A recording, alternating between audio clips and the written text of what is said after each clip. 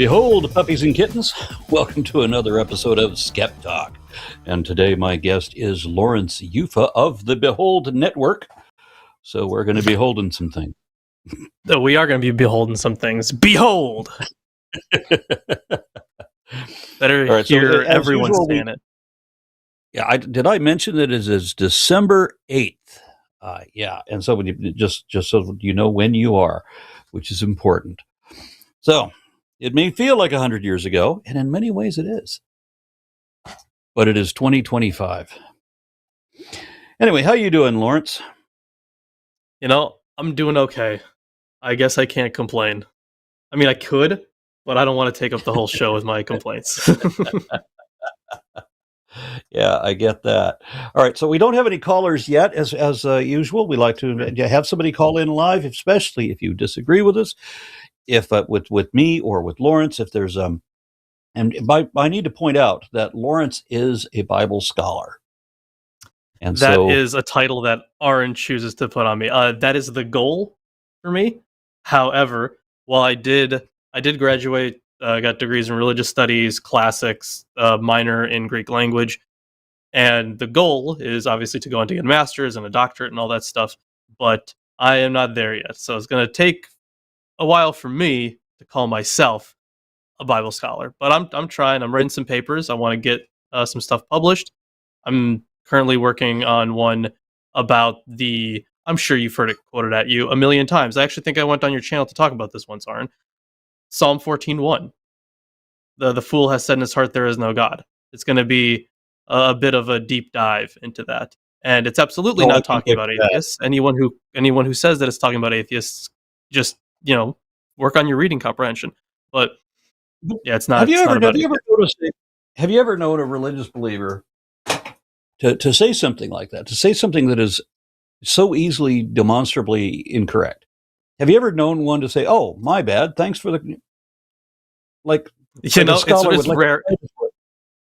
It's around. I've seen it happen from time to time. Oh, not me. And it never happens. I got people pinned dead to rights. There's nowhere to go. They will not admit to being wrong. Right. Yeah. Guy today wanted to argue with me about what evolution is, right? And so I post these academic citations from different universities. Here's what evolution is according to these different universities. And so he responded that objective verification is dishonest. Yeah, we really wouldn't consider it dishonest. That's something. That's a new one. He says let's talk about microevolution. No, here's a list of academic university citations explaining what micro and macroevolution are. You are just wrong. You're going to have to admit that if you're going to argue that what they're teaching in school, you're going to have to look at what the schools are actually saying. Here it is. Do you admit this is the definition of evolution? We're going to talk about evolution. We're going to be going from this one, and not that it is one thing, usually an individual is how they represent it, turning into or giving birth to another fundamentally different thing. Right. They completely just misunderstand. They completely misunderstand it. So I love bringing up. Sorry, I cut you off. Go ahead, Aron. Yeah, they know that they have to misrepresent it. They can only argue a straw man. They don't even want to know what the truth is. That's what I find so irritating, and that they can never, ever, ever admit that they're wrong. It's like when Trump drew the extra line around Alabama because he made the mistake of saying the hurricane was going to go there, right? And cannot admit a mistake ever. Right. It's especially for something like that. Although I have really enjoyed when getting into these kinds of conversations, there are a few things that because I don't know that much about evolution. I think I have like a good layman's understanding of it. I don't understand it nearly as well as you do, or as Forrest or Erica. Don't understand it nearly to that level. I don't understand it as well as Forrest or Erica. Yeah, but there are some things that I kind of fall back on that are really good, I feel. For example, the law of monophily. Definitely I bring up that one a lot in conversations with creationists. I have also often talked about whenever they get into the whole micro-macro evolution thing, I explain that it's the same thing, just over different timescales. And I bring up, like I can walk to my kitchen. And using that same mechanism, walking, I could walk further than that. So, difference between a micro walk and a macro walk. And Mechanism is the distinction between micro and macro is that you can have a wide variety within a given species, so that you can still interbreed Dalmatians and German Shepherds or what have you. But the dividing line, the arbitrary dividing line, is when the organism becomes so distinct, so genetically distinct from all of the rest, that it can no longer interbreed with them. That's the biological species concept, the easiest means of determining separate species. And so that's when it becomes macroevolution. So if your analogy about walking, right? Can you walk a mile? Yes. Okay, well, you've walked a mile. Anything short of a mile is micro walking. Anything over a mile is macro walking, but it's the same fucking process. right, yeah. And let's say I walk a mile. That is proof of a micro walk. But just because I haven't walked to, the state capital doesn't mean I can't do it. Exactly. All right, so I'm going to check. So do we have any callers in queue yet? What the screen did not. There it is. No, we don't have any callers. So surely somebody out there listening right now disagrees with I or Lorence about something. And since there's nobody calling in to argue, you could call in if you wanted to just praise us for how wonderful we are. That might make me uncomfortable, but you can praise Aron all you want. Actually, no, that makes me uncomfortable too. Yeah, actually, you know what? You could just hang on. I did want to. Maybe I can shill a few things.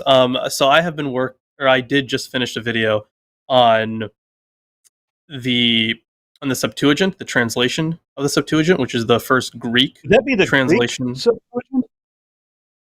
What'd you say? Would that be the Greek Septuagint? It would be the Greek Septuagint. Yeah. I so often get confused with the Romanian Septuagint. So the translation of this work is actually incredibly important, because there was a debate very shortly after its writing, and it kind of lasted for, well, in ways it's still kind of going on now. But within Christianity, there has been debate around whether they want to use the Greek text or the Hebrew. There are legitimately arguments as to which one is preferred. And the translation of this work was monumental for just that reason. A lot of the gospel authors were specifically using the Septuagint. So I did a video about the myth of its translation, because there's a myth associated with it that comes from the letter of Aristeas about these 70 scribes that were commissioned basically to make translations of the Torah, specifically of the Torah, into Greek, and they all were in separate rooms, and they were all translating individually, and they all came out with the exact same perfect translation, completely miraculous, right? Bullshit. Mm-hmm. So I go over the actual story, where it comes from, how it evolved. First of all, in the text that it comes from, the letter of Aristeas, there's a dirty little secret. It doesn't say 70, which is what Septuaginta means in Latin. It doesn't say 70, it says 72. There are 6 people from each of the 12 tribes. That's 72, not 70.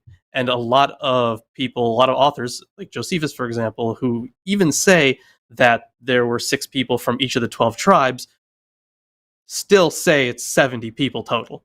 So there's a lot of funky stuff around the letter of Aristeas and around the translation of the Septuagint. So I kind of delve into a lot of that funkiness in the new video. Well, what I'm confused at, Lorence, I mean, I've been told all my life that the Bible's absolutely infallible. God breathed. It was dictated by God without any possibility of error. Yeah, God breathed is a funny one, isn't it? So that's, of course, from 1 Timothy. But here's the thing about God breathed.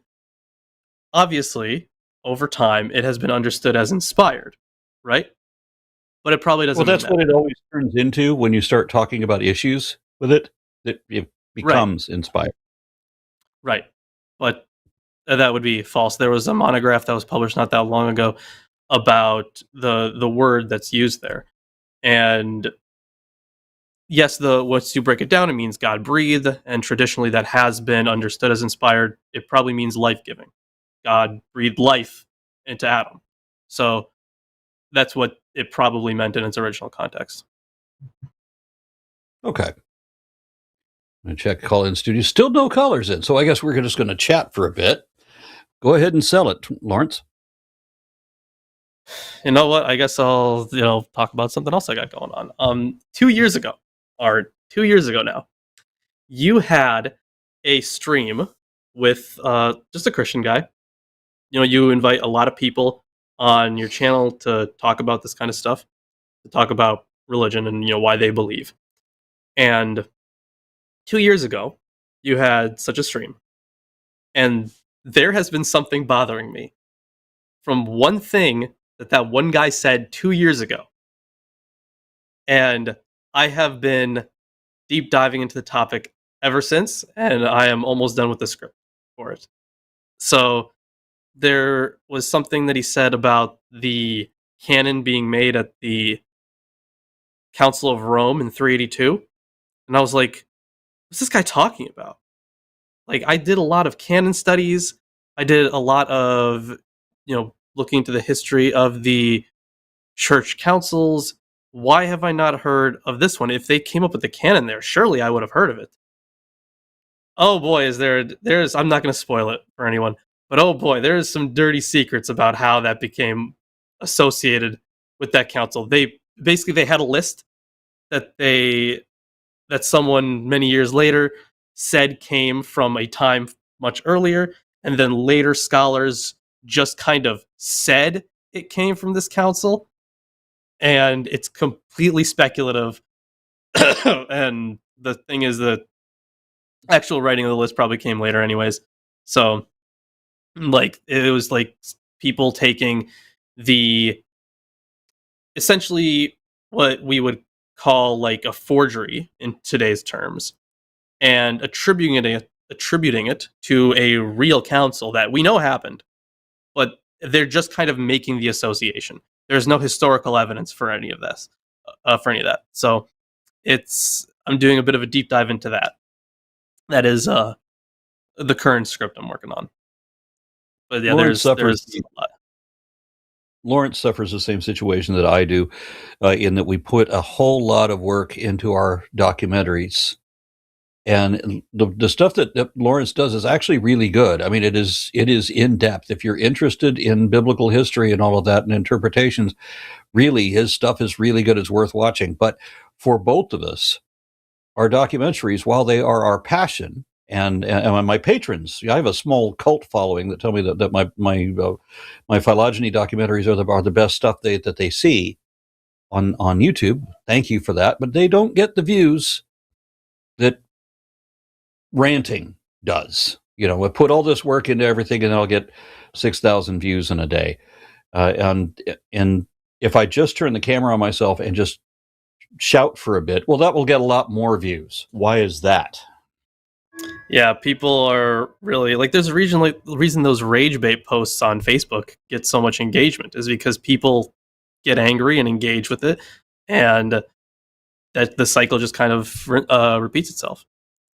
And it is kind of a shame, because I love doing the kind of documentary stuff. Like the videos that I talked about just now they're not even documentary style.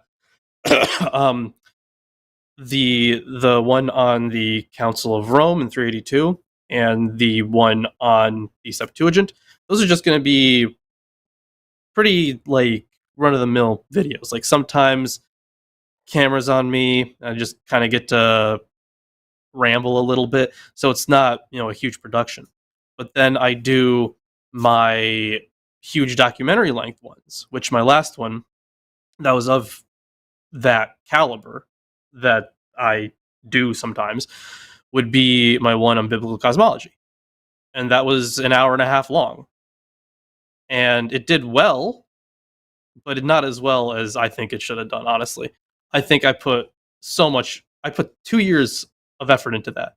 I think I did a phenomenal job. So I think it deserves more Wow. attention. But it Since got you bring that up, I've got to bring up the last one I just did. I had this lofty idea that I'm going to have the script written, recorded, edited, and done in 1 week's time. That's my goal. And it turned out to take 10 days just to write the script because I can't. There's other things going on in life. I can't just sit at the keyboard like I used to. I used to just sit at the keyboard, but now I've got to run everywhere and do a bunch of other stuff. But it took me 10 days just to write the script.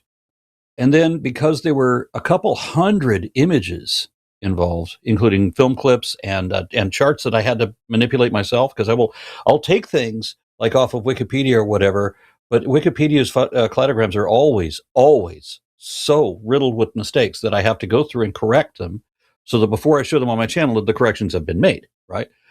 And I don't get all of them, but I mean, I'll take the time to do all of this. Can you imagine how much just the manipulation of the video imagery is going on? It took me 60 hours, 60 hours, just to do the video editing. And then there was a software glitch that it gave me six video tracks to work with, but wiped one of them out. So it ended up reformatting a whole lot of this other stuff. So I had to go back, and it took another week. So it's 3 weeks working on one video to get it all corrected and ready to publish. And then it gets a third as many views as my other, like, live stream stuff or any other video where I'm just talking. That's frustrating. Put in 3 weeks of work and get practically nothing out. Lots of praise from a cult following, yes, but not from the mainstream. Yeah, usually you get like that small group of followers that will watch whatever you post and enjoy it, and that's always nice to have people that care about your content that much. But I totally get it. It's not.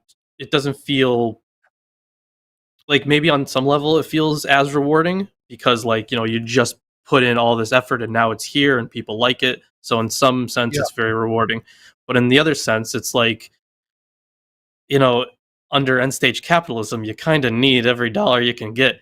So like it's hard to kind of balance all that out. Because my next actual big project is actually on Melchizedek.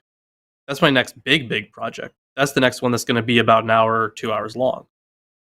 And that's going to take... Well, give it. You have to fill people in if they don't know what you're talking about. Right. Give them an idea. If you want a good idea of what I'm talking about, honestly, you can just read Hebrews 7. There is essentially Jesus is said to be a king in the order of Melchizedek, and I'm gonna trace it back to where that came from. There's the Melchizedek character in Genesis, obviously. There's also one reference to him in the Psalms, although that could just mean my king is righteous, because that's what the name Melchizedek means. And I kind of want to do a deep dive into how this character became this almost like a prototype, this earthly counterpart to Jesus, essentially. So he is... I think it's very interesting theologically, but I also think it would be a very interesting historical exploration, because it gives me a chance to go through the stuff at Qumran. That's the Dead Sea Scrolls, for example. There's something called the Melchizedek Scroll. So we have these other puzzle pieces that I kind of want to put together. And there have been studies done on this, but they're not... They don't cover exactly what I want to cover. They track I think it was Fred Horton's study on this is really quite good. And he has a whole bunch of amazing sources. But I don't think he ties a bow on it as well as I think it should be tied. So I'm going to try again. We're going to see how Were you ever a religious believer yourself, in any degree? A little bit. Yeah, I grew up Jewish, and there was, a time I didn't really care about things. But then there was this... it was because I was like a kid. I was like 10 or 11 or something. And the basement started, I guess I have this, the basement started flooding. And I guess I have this problem with basements flooding in my life. Uh, if you don't know, our studio recently flooded in, I think the flooding was in August, or was it September? I forget when exactly. But we lost basically everything. So when we were doing our Bible or our Quran show, we lost everything. So it's a real bummer. So I got a basement flooding curse. But when I was a kid, this happened, and I was upstairs, like that's on the second floor, and I heard something. Like I heard talking, and I was like, "Where the hell is that talking coming from?" And I go downstairs. There are no TVs on, and I go, closer to the basement, and I hear talking downstairs. I go down there, and there's a radio on, and that's when I noticed that there is that the basement's flooding. It wasn't super high, but the basement was flooding. And after that, I was like, "Oh my god!" Like I was 11. All right, chat, give me a break here. I was like, "Oh my god!" God was like, He made it known to me that that the basement's flooding. And that's how He chose to do it. And then later, I learned more about how water can affect electronics, and I was like, "Well, I guess not." But that was like a time in my life where I was like, "Whoa!" I was a child. Chat, shut up. Yeah. Okay, so we have a caller, and this is identifying as Rainwood. Rainwood, yes, are you with us? Yes, Aron. Yep. Hi, Aron. I know there's a little delay, so if I overtalk you, I apologize in advance. And Lorence, nice to meet you, sir. Thank you. Nice to meet you, Rainwood. I like that name. Yeah. Thank you. So, what is the topic you'd like to discuss? So I've been following you, Aron, for a long time, and you're a whirlwind of knowledge. You're a encyclopedia of knowledge. I've watched you debate a lot, Kent Hovind and stuff, and I notice a lot of people talk about evolution amongst animals and things of that sort, but I don't hear too much about the biology of the evolution of like plants and not so much plants, but like foods that we eat, Aron. Like around this time of year, everyone's thinking about where they're going to eat for the holidays, whatever. Today, I made myself a peanut butter sandwich, and I thought to myself, without peanuts, I wouldn't have the peanut butter. So it almost seems like somebody designed the food chain. Watermelon, cantaloupe, with nuts. With you can go on and on and on. You might like cantaloupe. Someone else might like watermelon.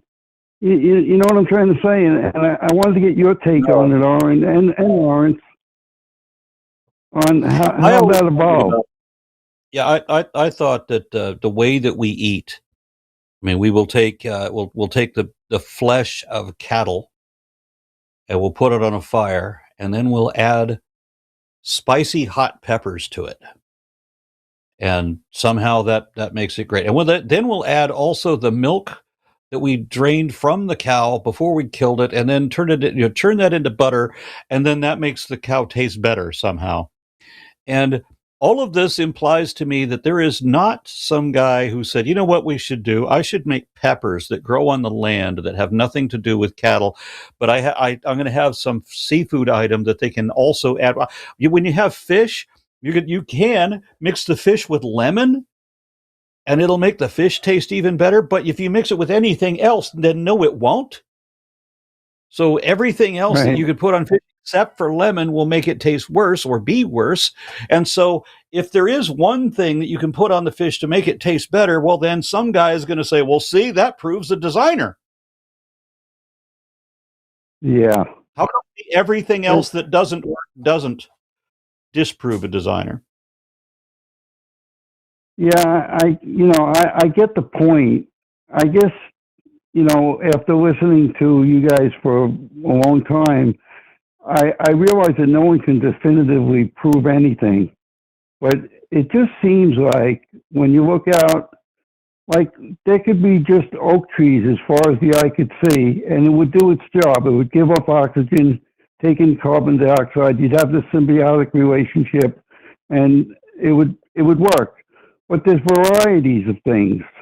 Almost like somebody wanted us, I'm not trying to convince you or anything, but it's like somebody wanted us to enjoy the varieties of not just food, but everything around us. What choice do we have? Well, here's the thing I would say, right? Because like you could point to stuff here on Earth that could work that way, but then you look out into the universe, the rest of the place wants to kill us. In fact, most of the planet wants to kill us. Like, no, I shouldn't say wants to, but it could easily. If we were in the ocean for longer than 90 seconds, we definitely, like, if you couldn't hold your breath and whatnot, right? Like you die, go further down, you definitely die. You're like within the Earth, right in the mantle. You're definitely 100% dead. Like most of the Earth is a hostile environment to us. Like we just live on the skin. Like, and in only certain places for only certain times of the year. Like it's not exactly temporarily at that. right. Yeah. So it's not Right. like we're built for this. I get the two sides of the coin. It almost, even people that are hardcore atheists, I think at some point they look and say, not so much. Even if you don't want to believe in a God, it's like some active force or something. It's hard for me to put into words, guys. But it's like something said, I want Michael to have this peanut butter sandwich. I want you to have strawberries and apple pie and whipped cream and all the things that now if we didn't have those ingredients, I'm sorry. I want to have mosquitoes all over the world who give babies malaria, and I want to have horrible dental problems so that people will have to become dentists, figure out how to become dentists. But for the thousands of years that people lived until there were dentists, you just die of your abscessed wisdom tooth being impacted the wrong way. And there's nothing anybody can do about it, because this is just all proof that there's no fucking designer. If there was a designer, he should be fired. Right. I think Carlin put it pretty well, right? That this is the kind of work you'd expect out of an office temp with a bad attitude. I'm just cautious. I don't want to talk over you guys. So if I don't talk for a second, it's because I want to respect your words. I'm listening to everything you're saying. It feels like to me, like an example I would give you is like a house was starting to get built. All the stuff was, all the 2x4s and the plywood was left to the side, and it wasn't quite finished. Or maybe it was, they started to build it and it was almost like, let me put it to you this way, maybe you would understand where I'm coming from. Almost like God quit. He started the project and he didn't finish the puzzle. Does that make sense? Sorry, you're talking about like a deistic God concept? Is that what you believe in? No, I believe in a creator, but I believe that things went terribly wrong. Like a lot of Christians believe in hellfire and different things that I don't believe in, because I've studied the scriptures intensively over the years, and I know there's not a hellfire, because it was. That's just an example. I'll give you a little example. In the Old Testament, it shows where there was a pit that was dug, and it was, for all practical purposes, a garbage dump. Yeah, and it was called Gehenna. Gehenna, right? Yeah. Yeah. So Gehenna. Now, when Jesus shows up at the scene, he says, "You Pharisees, you Sadducees, you can be liable to the fiery hell," which would be translated Gehenna. So he was making a symbolic gesture, referring back to the fire of Gehenna. And sometimes I just think it is annihilation. I'm sorry. Yeah, sometimes it's Gehenna, sometimes it's Hades. So like Exactly. those are, yeah. So but yeah, Gehenna was a place where there was, according to the Old Testament, some human sacrifice going on, and that's Correct. where the kings would, they would pass their sons through the fire. That's what that was. And there is a lot of purification imagery in this. When you purify something with fire, like I think we still do that today, right? I don't make swords or anything, but I definitely see them use the hot stuff for that. So there's always been this imagery associated with that. Well, I think a lot of Christians get things wrong, and it kind of discourage. Like if you ask a Christian, for instance, where did Jesus go when he died? You'll get a multiple of answers. You'll get people that say he went to get the keys of hell. He went to paradise. He went to see the heavenly, the other part of the Trinity. You'll get a plethora of different comments, but there's no punctuation in Greek and Hebrew, so that punctuation, means a lot to where Jesus actually went when he died, assuming that it was a true story, because I know that you guys are not going to agree with me that it was true. Why would you assume that was true? Well, I mean, knowing that the Bible's wrong on every other thing, why would you assume that it was right about this? Well, because, and I think you guys started the conversation a little bit today. I got into it a little bit late, so I apologize if I'm reiterating it wrongly. But it says inspired by God. So I think he left it in man's hands to a point. And for instance, like when in the book of Luke, the 23rd chapter, I think it's the 43rd verse, the evildoers, and Lorence would probably know this well, and Aron, you probably know it well too. There's an evildoer on both sides of him, and he says, "Truly I tell you, today you'll be with me in paradise." But if you change the comma and you put "Truly I tell you today, comma, you will be with me in paradise," it leaves it open that he would see him in paradise at a future time. Okay, so let's see how that one comma. Just to be clear, the phenomenon that you're referring to is called segmentation. There are segmentation issues because you're right. There's really no punctuation, no spaces in ancient Greek. So but we can still like reconstruct it to a good amount because we understand the language pretty well. So if we know how, and the thing is, just to be clear, we do recognize that there are segmentation issues. For example, yes.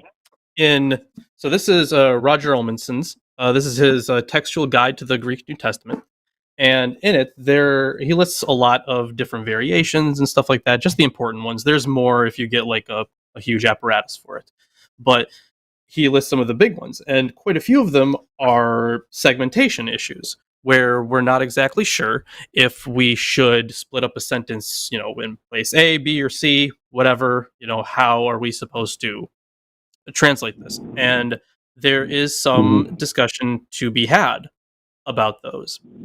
And you're always going to run into different scholars arguing for different things. There's always going to be that kind of argument about it because it's just not something that we are really used to, right? But in the ancient world, they probably would have had a better grasp on it. I mean, they definitely would have had a better grasp on it. That was their native language. But right. it doesn't, just how, you and I, we speak English fluently, there's still vagueness, and you're always going to have that kind of vagueness. But for the thing you said before, where there is, you said inspired, so the actual word that's used there, if you break it up, means God breathed. And while it is true that it has traditionally meant inspired, that people have understood it Right. as meaning inspired, it probably meant life-giving. So all of Scripture would be life-giving, not inspired. Right.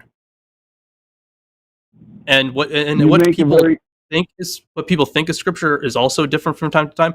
We don't know, like, even if we were to take the Jesus story at face value, we don't know what Jesus himself would have thought of as scripture.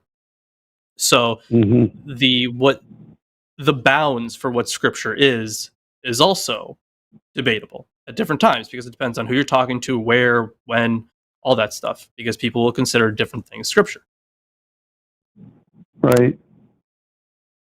You guys make a good blend because you're very knowledgeable about the scriptures, and Aron is very knowledgeable about science. And so you have a great combination, you guys. But I think to answer Aron's question, why I'm a believer, is there's 66 books written by 44 different men over a period of thousands of years. And there's a common thread that goes through the scriptures. Now, I will agree that a lot of the scriptures are allegorical or poetic, and they have different, and some of it could be just straight out bullshit. You know, it didn't happen. You know, but I'm looking at the set, but I think we're behind. No, I think he's muted actually. But oh, I'm sorry. Yeah. He was talking. I saw him laughing when I said bullshit.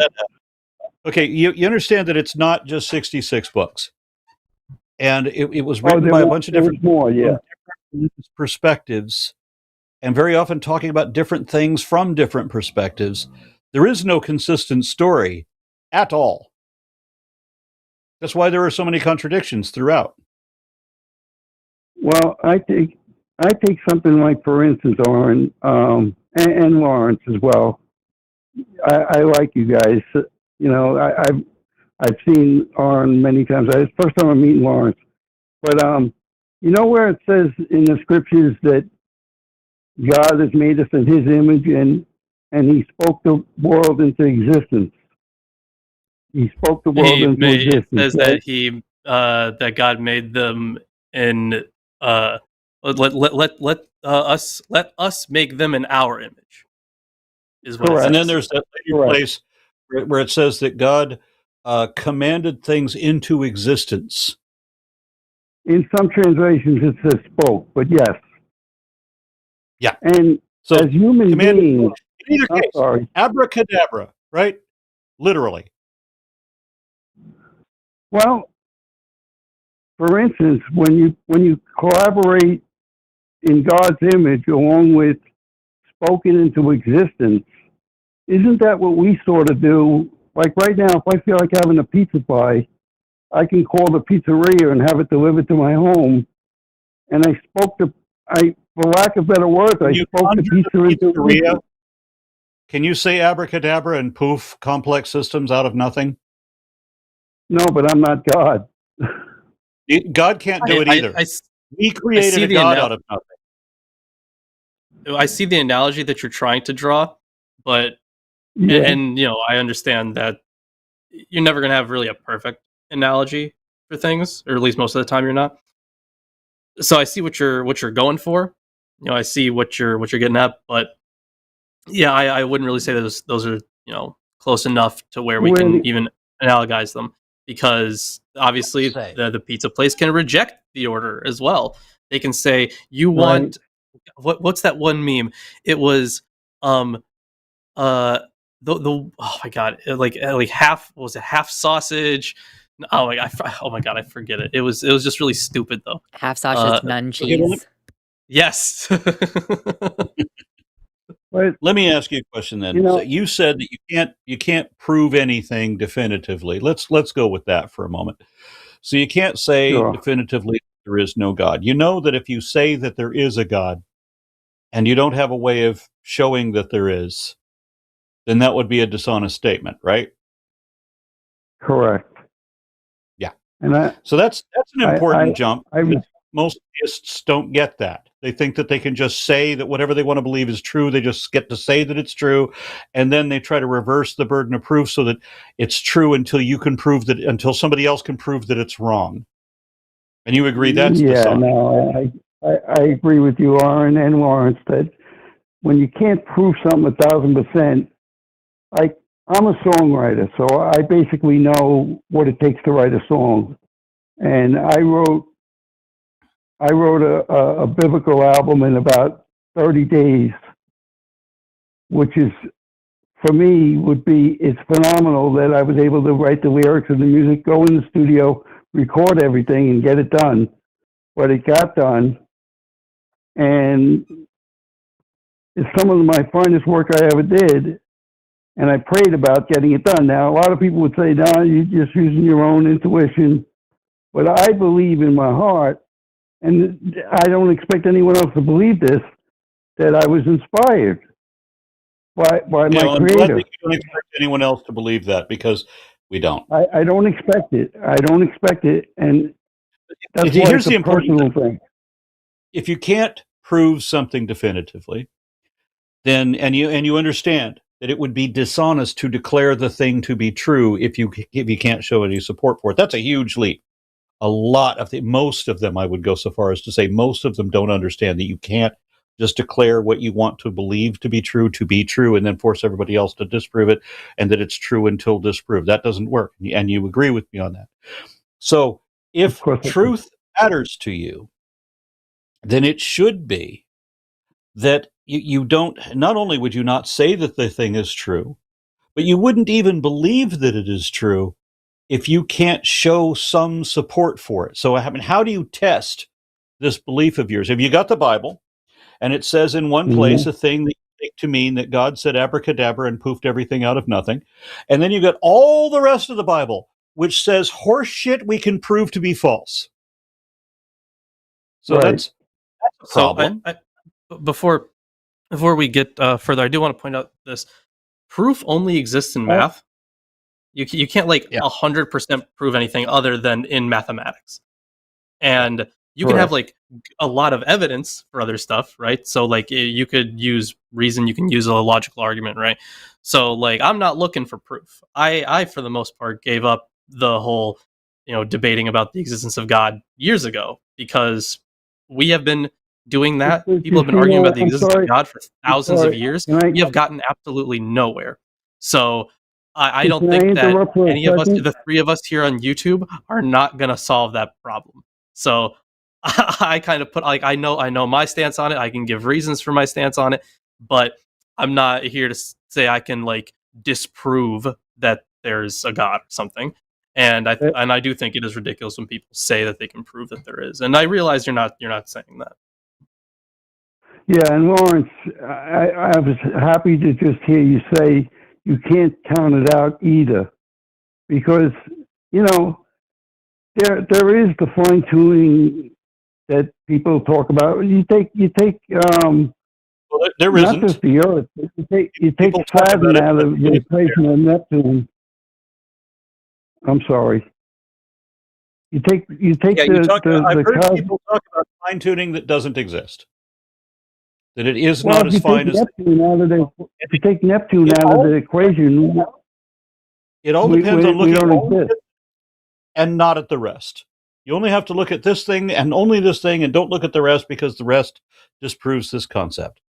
So the idea that the universe is fine-tuned for life, when the universe, as Lorence pointed out earlier, the entirety of the universe wants to kill us in seconds, and it's only in one isolated place that we can survive momentarily.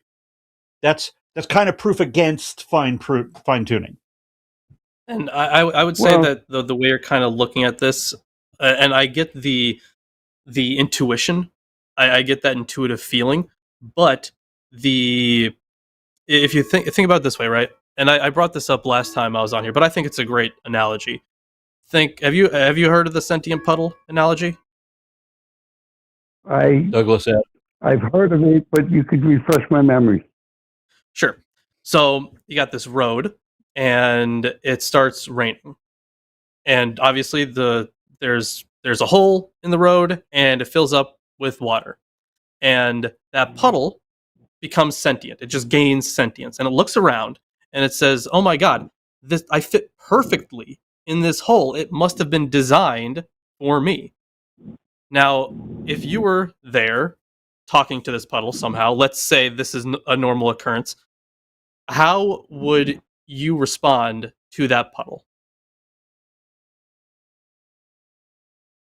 Well, that's a very good analogy. I like it. I thought I heard of it before, but I guess I didn't. Well, yeah. How would you respond to that puddle? What would you say to it?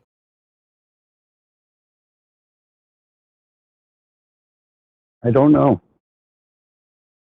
Well, I mean, I can don't tell you what know. I would say. I'd say like, well, your water, you mold into whatever environment you're in. And in a very similar vein, life is a lot like that. Life is plastic to the environment. Yep. Right. But then you have to take all the other equations and factor them in. You're right. In You other do, words- and you did.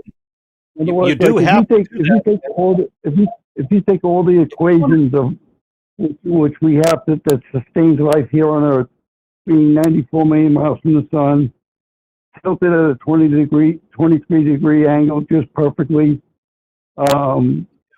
Rainwood, taking you are yes, sir. selectively you are selectively choosing specific things and ignoring everything else to say, oh, well, this particular thing implies to me fine tuning, and you ignore the entire rest of the universe, literally, which disproves your fine tuning argument. So if you can't prove anything to be true or false conclusively, and we're just gonna go with the way you put that for the moment, because that's fine. It like definitively prove anything, and that the way you put that was in the positive sense. Okay, good. And you know that it's dishonest to say that a thing is true if you can't show sufficient evidence to believe that it is true. Okay, we don't have sufficient evidence to believe that it is true. Can you give me something that implies that the thing is true? What convinced you? What convinced me is that I believe parts of the Bible. There's that old saying, "Where there's smoke, there's fire." Don't discount the whole thing, because If some the Bible things is don't full make of sense. back to front, why would you source the Bible? The Bible talks about talking snakes, talking donkeys. The Bible is wrong about absolutely everything, scientifically and historically, ethically and morally. It gets everything wrong. Why would you source the Bible? Just to kind of be clear here, I don't throw out the baby with the bathwater. I know I think I understand what you're saying, Rainwood. There are true things in the Bible, but they are, like, for example, the Babylonian exile. We know for a fact that happened. We know that there was an Assyrian invasion. So there are some things where we have an account of it in the Bible, but we have to recognize that because of who the authors were, they also propagandized the hell out of it. So they turned these things into, they use them for their own theological or political purposes. So even if there are, and I am perfectly willing to accept that there are true things in the Bible, but they are coded in mythology and personal interpretations. It's people trying to understand their own world, like specifically for the Babylonian exile. Man, you can go crazy here. Like, we know that it happened. We have other accounts of it happening. The Bible is just another account of it. But from the stuff in the Bible, it seems like the early Israelite authors that wrote it, they viewed the exile as basically, God got very angry at them. They were like, okay, well, how could God let this happen to us? So then they reasoned, well, like, it must be our fault. Like, we weren't worshiping God well enough. So God is vengeful, and he is punishing us for how we were acting. And that is how they coped with that idea. And then when the exile ended, they came up with this, when Cyrus came in and destroyed the Babylonians and let them go back to their Holy Land, they were like, oh well, they had come up with how they could worship God better. But they also, in the prophetic literature, at least, you'd have to give me some time to pull up specific verses, but they make it seem like the Babylonians were the bad guys, like as if this was punishment on the Right. Babylonians. But even though they were sent specifically in some verses to be the punishment, so God sends them in and then punishes them for going in. And Mm-hmm. there are, like I said, like this Babylonian exile, we know what happened. But Yeah. their own theological interpretations changed over time. They were different pre-exile, during the exile, and post-exile. And that's just how they were dealing with the things that were happening in their own world. Right. So, Lawrence, you would agree that human beings, when they touch things, they tend to exaggerate and ruin it and blow it out of proportion. But it doesn't No. mean everything is science. gone. In other Not when we're words, talking science. I'm sorry? Not when we're talking about science. Religion does that all the time. That's No, no. religion's job. But science goes the other direction. Well, I hear a lot of people, even with science, that dispute the Big Bang. They back and forth. How does anybody dispute the Big Bang? I don't know. I can't name scientists offhand right now, but I bet you can. So let's go ahead and say that if you can't name anybody and you can't give their argument, then it's probably a good idea not to bring them up. Lawrence Krauss doesn't debate. He agrees in the Big Bang, but he also agrees that nothing came from nothing, which I find No, he doesn't. completely No, he doesn't. irrational. No, Did you he read? does not. Did you read his book, The Universe from Nothing? Did you actually read the book? I didn't read the book, but I Okay. heard him You speak should about not. it. He does Because not. he goes pretty in detail as to when he says that something can come from nothing. He goes pretty in detail as to what that means, what he means by nothing. He goes pretty in detail He about it. redefined nothing. He does not believe there was ever a point when there was ever just nothing. What you and I would call nothing, there was never a point when there was just nothing. He does not believe that. What can you explain what he does believe when he says that Sure. nothing created everything? Or I'm not sure how he worded it, to be honest with you. He never said that nothing created everything.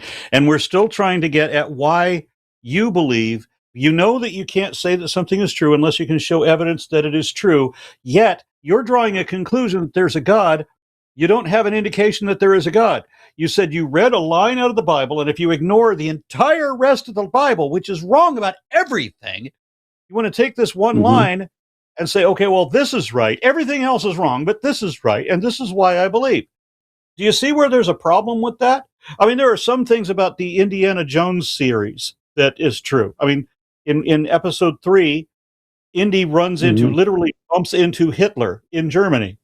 Now, we know that there was Germany. Germany exists, and we know that Hitler exists. So does that mean that Indiana Jones is real? Of course not. Of course I'm not. rational So why to are you know that. making You know, because the Bible again, just because the Bible mentions Euphrates or Ethiopia or some famous person that everybody would have known about doesn't mean that the story that they're telling in that moment actually happened. And we know for certain that most of the Bible is absolutely wrong about creation, about the Tower of Babel, about the Exodus, all of this shit, the global flood that never fucking happened. We know that none of that shit happened. So why would you go to the Bible? Why not go to the Bhagavad Gita or to the Tao Te Ching or to the Quran? Well, no, the Quran after the Bible. Go to something before the Bible. Why would you believe in the?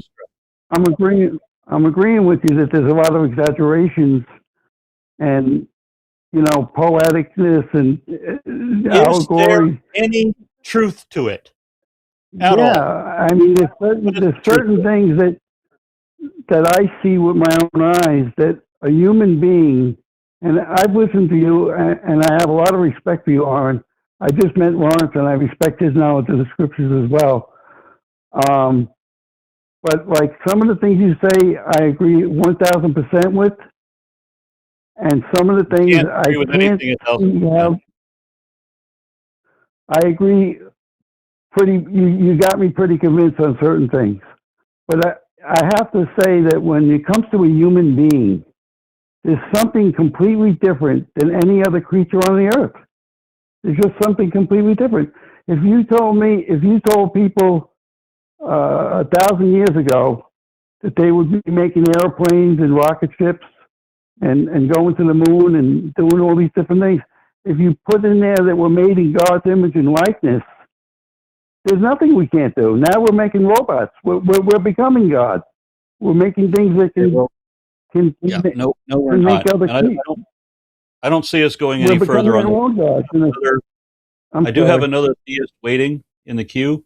I'm sorry. I want to thank you guys, Lorence. Yeah. I want to tell you, have a great night. Yeah, appreciate your call. Thank you very much. Thank you. Okay, sir. Okay. All right. So we do have, and I've been watching this for a little bit, but I got a little bit of a nudge from the moderator saying, yeah, we really ought to talk to Stevie. Let's see if I just Hey, how's it going, Aaron? How's it going, Lorence? It's going good. I got a bit of an echo that I'm getting. Do you have the stream on? Oh, I don't know why it won't. There we go. Okay. Weird, yeah, because whenever you're talking, I hear an echo. But there we go. Okay.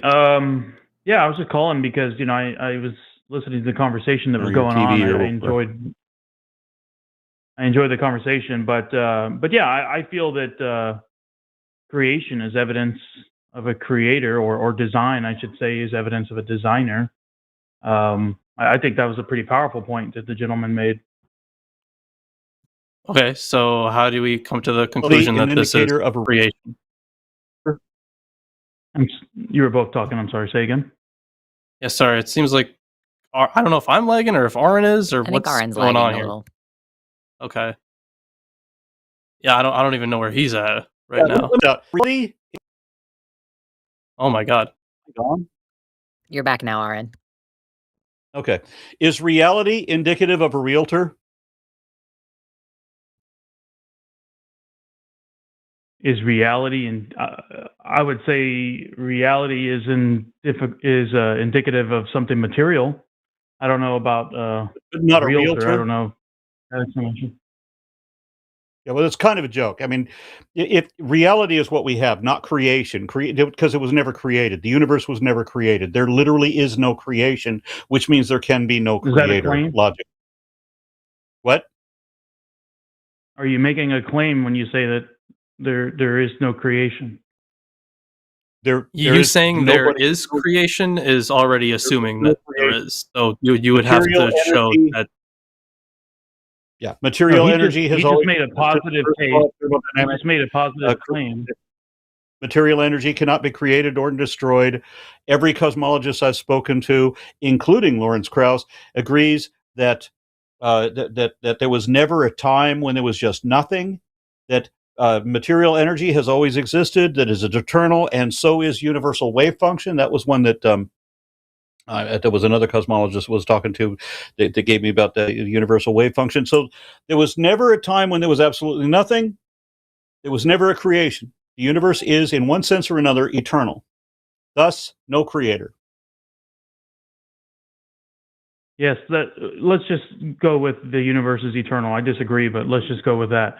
You still have the Big Bang. You still have the expansion that doesn't imply a creator. Through our observation, doesn't even allow one. Through our observation, though, we know that anything that has a beginning has a cause. And so for you to be an atheist, you have to sit there and say, okay, can you give me an example of something that had a beginning that did not have a cause? Physicists don't use the word cause. I've did a series of videos with Skydive Phil, who interviewed all of the top physicists and cosmologists, and he did a series of videos on the Kalam cosmological argument, where these physicists are talking about how the word cause doesn't come into their discussions at all. So there is no, and even if there was, even if we You're avoiding pretend the for question. what? You're avoiding What? the question. I mean, is there No, anything that you no, have ever no, I'm that you not. can name that No, has I'm a not. beginning and no No, cause? I am not. I said even if there was a beginning, not just for cosmic inflation, but for everything, that would not imply a God. Induction would is, need to is have where a we're cause. induction is where we're coming from here, right? So let's say that everything that we've seen that has a beginning has a cause. Like if we're just if we're coming across this in like the Phil Bro kind of way, then it's just the you run into the problem of induction. Or then we have other options as well, like the string theorists used to propose the the collision of the cosmic membranes, which cause cosmic inflation. It doesn't imply a God. You need something that implies a God. I guess my question is like when you guys, I mean, obviously we have to look at the evidence and determine what is the best explanation of that evidence. And Exactly. at least to my And since understanding, you have absolutely no we haven't evidence of a seen- God, where do you start from? well, here's the thing: is we have never seen something that had a beginning and no cause. Yet that is exactly what you are proposing. Have we ever seen is anything there that was caused by a a God? beginning with no cause? Have we ever seen anything that was caused by a God? I mean, I believe I have. Yeah. I mean, the whole you don't. universe. No. You're making an assumption, a circular assumption, which is the question-begging fallacy, which is ubiquitous throughout religion. Every religion suffers the same problem. They have the question-begging fallacy where they have that a thing exists, therefore my particular God. A thing exists, therefore magic. Things are as they not are. What I'm doing. I'm using deductive. I'm using deductive reasoning. I'm looking at what we see in reality, which is that nothing. We have never seen anything that had a beginning and no cause. Yet you believe, as an atheist, no, I don't. Impossibility that. No, I don't. Let's say I grant it to you. Let's say I grant you that the universe has a cause. Great. What makes you think it's a God? And that's exactly what I said earlier when you said I was dodging the question. You can use logic to answer that question. So, if it created the universe, that means it had to be outside the universe. Was never created. It had to then choose. love. I know where this is going. Logically, it had to choose. I know where this is going. Tell me if I'm wrong on where this is going. If created time, it has to be timeless. Would you agree with that? Yeah, you would be able to create something that you were part of. Yes. Great. Then I have something to inform. It created space. Created space. So does that mean it's spaceless? Would you agree with that? It's immaterial. Okay, phenomenal. You know what else has all the same attributes that you get to at the end of the Kalam cosmological argument? Nothing. Philosophical nothing. It's timeless, it's spaceless, and all the other stuff that what's his name? That William Lane Craig attaches at the end of the Kalam cosmological argument. All that stuff also applies to a philosophical nothing. Yeah. There's a few other things you need to look at. If I hear you correctly, you're saying that you believe that nothing was the cause. Is that correct? I just want to make sure because it sounds ridiculous. No. And Magic Man doesn't. Okay, listen. If that is not what I'm saying. I'm saying that your conclusion, you taking all of that stuff and drawing the conclusion God is kind of ridiculous because you have this other option of also nothing. And if that's the argument you want to approach it with, if you want to approach it with Kalam. So you think that nothing created everything? That's more plausible than a creator creating everything. You have two options before you. That's the one that's more reasonable. But the thing is, there's no evidence for the God. You cannot prove that. I never said I said earlier that I can't prove. If the universe was not created, proof only exists in math. We're not talking about math. Am I muted? Well, if the universe was not created, there was no creation, right? If there's no creation, then what created the universe? Literally nothing, because there was no creation. So you could literally say that nothing created the universe when the universe was not created.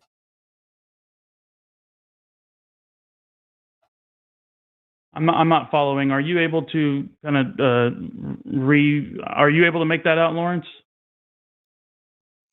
He's saying that if you go into it assuming that the universe is created, then you would then you, like, from your perspective, you would say, oh, well, there's a creator. If the universe was not created, you ask, what created the universe? Literally, the answer would be nothing, because the universe was not created. That's the problem with the question. The universe was not created. And the assumption of a God is based on a whole bunch of other assumptions, all of which are faulty. We don't have souls. We have enough data to conclude conclusively that we don't have souls. So whether there was a God or not would be moot, right? There can't be an afterlife. And then what the hell is a God? Well, basically, it's a man made out of magic. And that doesn't work either. So there's a whole lot wrong with this, starting with the fact that the universe was not created. There was no creation, therefore there can be, logically, no creator. And how can you prove that the universe was not created? And how do you prove that we don't have souls? I'd like to hear your evidence for that. Would you it has say to be pretty that, good, because if you're saying the word prove. Oh my God, you can't just like... Religious believers like to pretend that I believe everything came from nothing when I don't. There was never a point when there was nothing. Every cosmologist I know of agrees there was never a point when there was just nothing.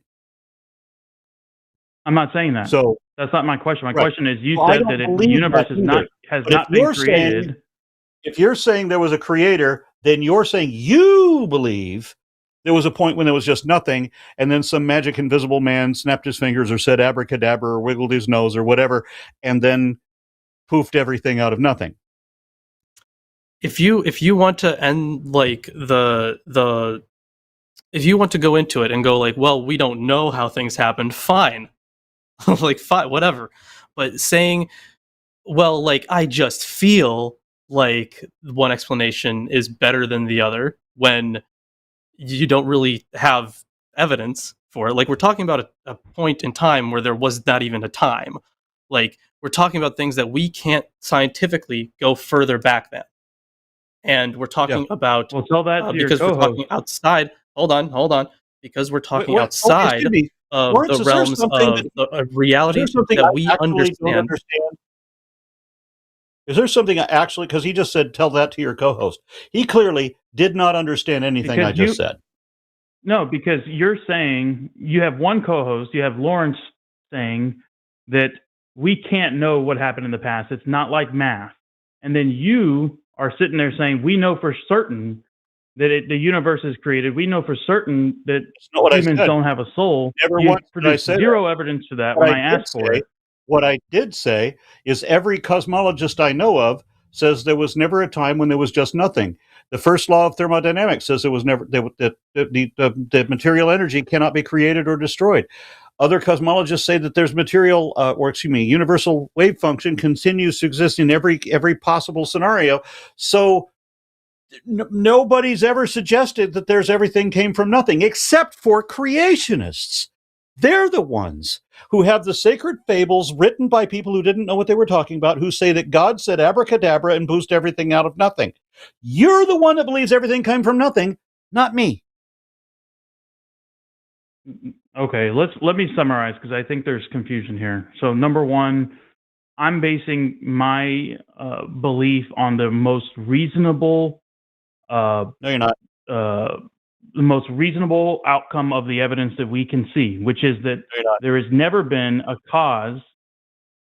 There's never been a beginning, something that had a beginning that did not have a cause. You guys have never seen that, yet you believe somehow there was no cause in this anything case, caused by a God, or that the cause was nothing. That right? And you've never seen anything by a God. Oh my God! You've never seen indications that a God is even possible. We know that the Bible is wrong about everything. We know that we don't have souls. We know that every religion makes empty assertions that are supported by nothing. There's absolutely no actual factual evidence of a deity, nor any logically valid arguments for it either. All of them have premises that are not necessarily true, and conclusions that are all non sequitur. So we have not just nothing, but we have lots of evidence against the idea of a God. And you say that there is a God because you don't understand cosmogony. But let's take a trip with you. Let's pretend that the universe was created out of nothing by a God, by a magic invisible man who said abracadabra. Let's say that all of that happened. Where beyond that would you have any indication of a God? Where beyond that? What was the question? The last part? Would you have any indication of a God? The indication is everything that we see, the order and design of the universe. We've never seen that every again. religion is wrong. We've never seen design or order wrong. come from chaos. Yet that's what you propose. Except that that's not how anything works. There are plenty of chaotic systems which have order within them. Just to be clear, there are plenty of chaotic systems that have order within them.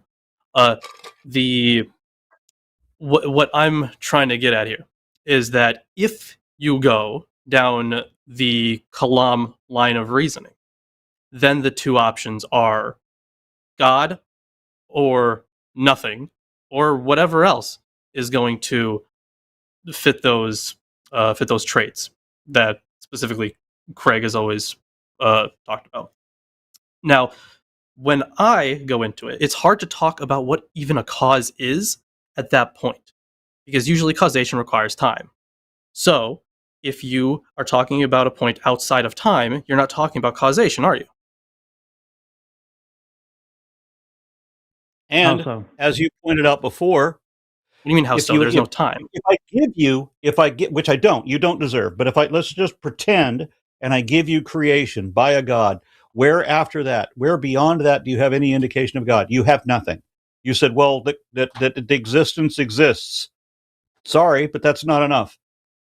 I said the order and design. I said, irreducible complexity is a great example of that. Oh my God! We know stuff can't just popped out. It's an argument against design, because a hallmark of intelligent design would be inefficient simplicity, which we do not see anywhere in biochemistry, where everything is excessively, unnecessarily, indefensively, excessively complex, and inexcusably inefficient.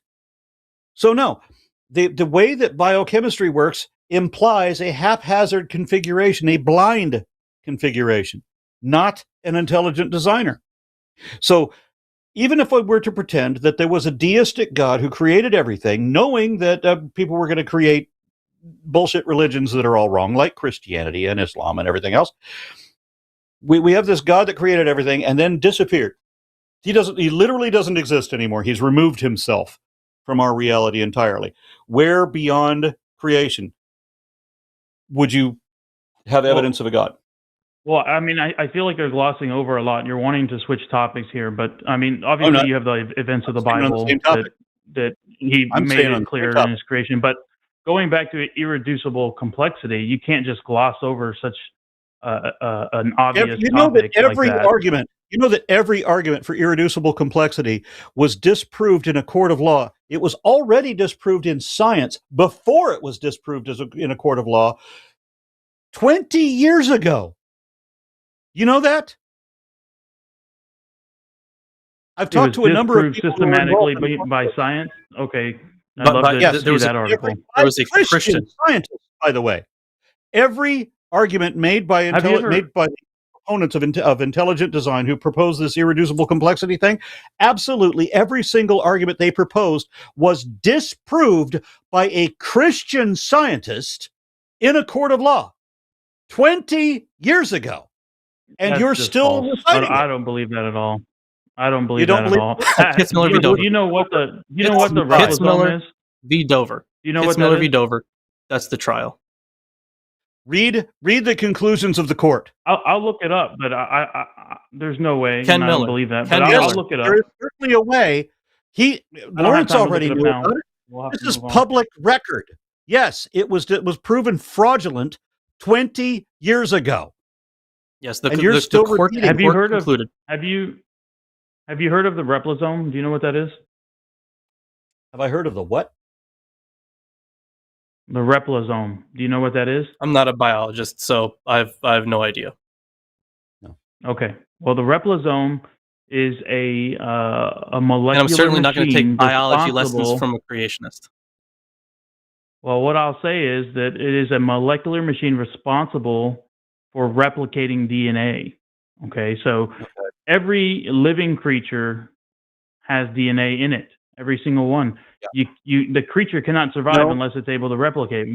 That molecular machine is incredibly complex.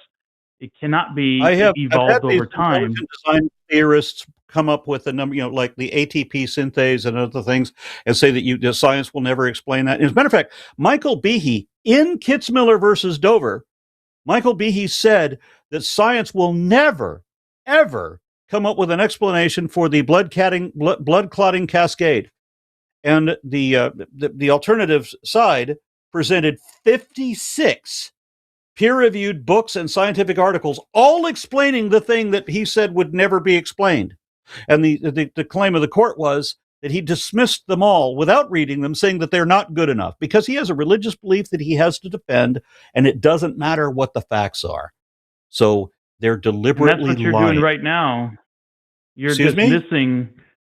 That's what you're doing right now because you're dismissing what I'm trying to tell you about the replosome, and I'm giving you examples. You're dismissing it, even though you didn't know what it was. Anything. And you're saying it's wrong. Every claim, So you're every doing claim that What? intelligent design theorists have come up with for this irreducible complexity on this crap, all of that has already been disproved decades ago. So show me the one and with you're still show me arguing- the one with and you're replosome. still pretending as if it's not possible, the thing that really happened, and that you could look up right now in an instant to see that, Go ahead, it is show me possible. the one for replosome. It's been done.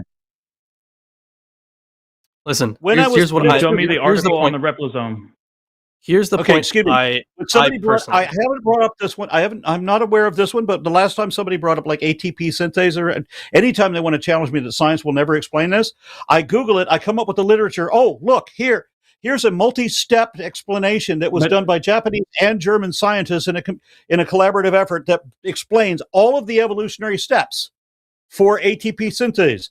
Now what? Well, now we just got to move the goalposts or change the fucking subject. They'll never admit when they're wrong. They have to come up with another thing that they can pretend that science can't explain. But you know what? When science can't explain something, it doesn't mean it's fucking magic. You have to show that magic is real. You have to show that magic was involved. It's called deductive reasoning. Okay, that's No, it isn't. That's No- called no deductive deductive reasoning. reasoning will ever get you We know magic. that if something is irreducibly complex, it cannot have It's evolved not. over time because it would not work it's if not. it falls apart. Oh my God, There's no, never hold on. been an You- example of irreducible the complexity proper thing that's for ever you, been confirmed to be irreducible. Aaron, Never Aaron, happened. the proper thing for you to do is if you don't know something that I'm bringing If up, I is know to say, you better know what, than I you, haven't heard of and that. you you've never even heard of Kitzmiller Let me versus look Dover, into that. we had to tell you, then you are the one that, since you don't know, Dick, about Jack, maybe you're the one who should be asking questions instead of making assumptions. The example You're that the one that's Ken brushing Miller it gave, aside, but okay. That's fine. the example that Ken Miller gave about this was a mousetrap. He took a mousetrap and he was like, "Listen, this is irreducibly complex because you take away any one piece of it, and it doesn't work. But the thing is, it doesn't work like a mousetrap. You take away a piece of it, and it can work as like a tie clip. Like it can work. It can do something else." So all of this irreducible complexity nonsense. Again, I don't know what the specific case you're referencing is, but I do know that every single time I have seen a case try to be made for irreducible complexity, it's been bullshit. And like I said, I don't know the exact example. I think that people Are like you willing to Forrest or look into Erica it? would probably know it better. Let me finish the sentence. The people that would know this topic better would be someone like Forrest or Erica, because they specifically deal with this field. That's their thing. And Let what me I read also you know something is from the that court. from experiences with talking to creationists, with listening to debates about intelligent design as well. I'm not saying that you are wrong. Hold on. I'm not saying that you are wrong about this thing being irreducibly complex, but I do know that I'm not going to be taking biology lessons from you. Yeah. So in the case I of will Kitzmiller say- versus Dover, Michael go ahead. Behe said that removing any part of the bacterial flagellum will prevent it from acting as a rotary motor. The opinion of the court was that Professor Behe excludes, by definition, the possibility that a precursor to the bacterial flagellum functioned not as a rotary motor, but in some other way, for example, as a secretory system. Yes, every single argument made for irreducible complexity had been disproved by Christian scientists, and you're still repeating them. And it wouldn't matter if science can't explain something, or if science hasn't yet explained something, because there's never going to be, this is so complicated, I'm too stupid to understand it, therefore magic. That's not deductive reasoning. Okay. Again, that's not talking about replisomes, but let me ask you. I mean, are you guys open to the idea that you could be wrong? I mean, or is that not even on your radar? Things, yes. About lots of things, but I've been arguing with creation. Are you open? But I want you to be honest. I mean, on the daily for a quarter of a century now, and y'all have never been right about anything yet. I am always open to the idea. Okay, I'm always open to the idea of being wrong. What I need is evidence and reason. And that's what I've tried to give you today. So are you willing to the reason why I was going to say the reason why the replisome is different than a lot of these other arguments is that the replisome is regarding DNA. Okay, an organism cannot survive without DNA. That means you have to have had the molecular machine before you could even have life. Okay, so it's different. Is that something that you're willing to at least say, I'll look into it, since you've never even heard of it and you're dismissing it? Or are you too proud to do that? I'm not dismissing it. If somebody were arguing for fairies, right, so you're willing to look into it.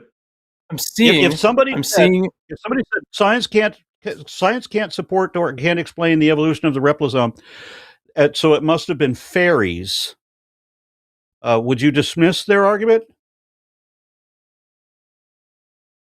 That's not the argument I'm making. The argument I'm making is a logical, a logical argument, which is that this is not something that can evolve. That means it had to have come into existence somehow, the way that it is. Article. I'm going to post it in the chat. The PubMed article from, let me see, which is it? The evolution of replication machines, and specifically referring to the replisome. So while Aron does that, I'm seeing in the chat. I hope you read that argument, that article. I hope you read this argument. Will you? Can we do it together? Yeah, I'll read it, but you've never even heard of it, so I just hope that you read this article. Humble yourself and read it. Yeah. If I humble myself, don't even talk about humbling myself. Don't even get me started. Again? Go ahead. Go ahead. I just want to finish one thought, and then I'll let you go here. So I'm seeing in the chat that you've already tried this line of argumentation with both Forrest and Erica. They both had no answer for it.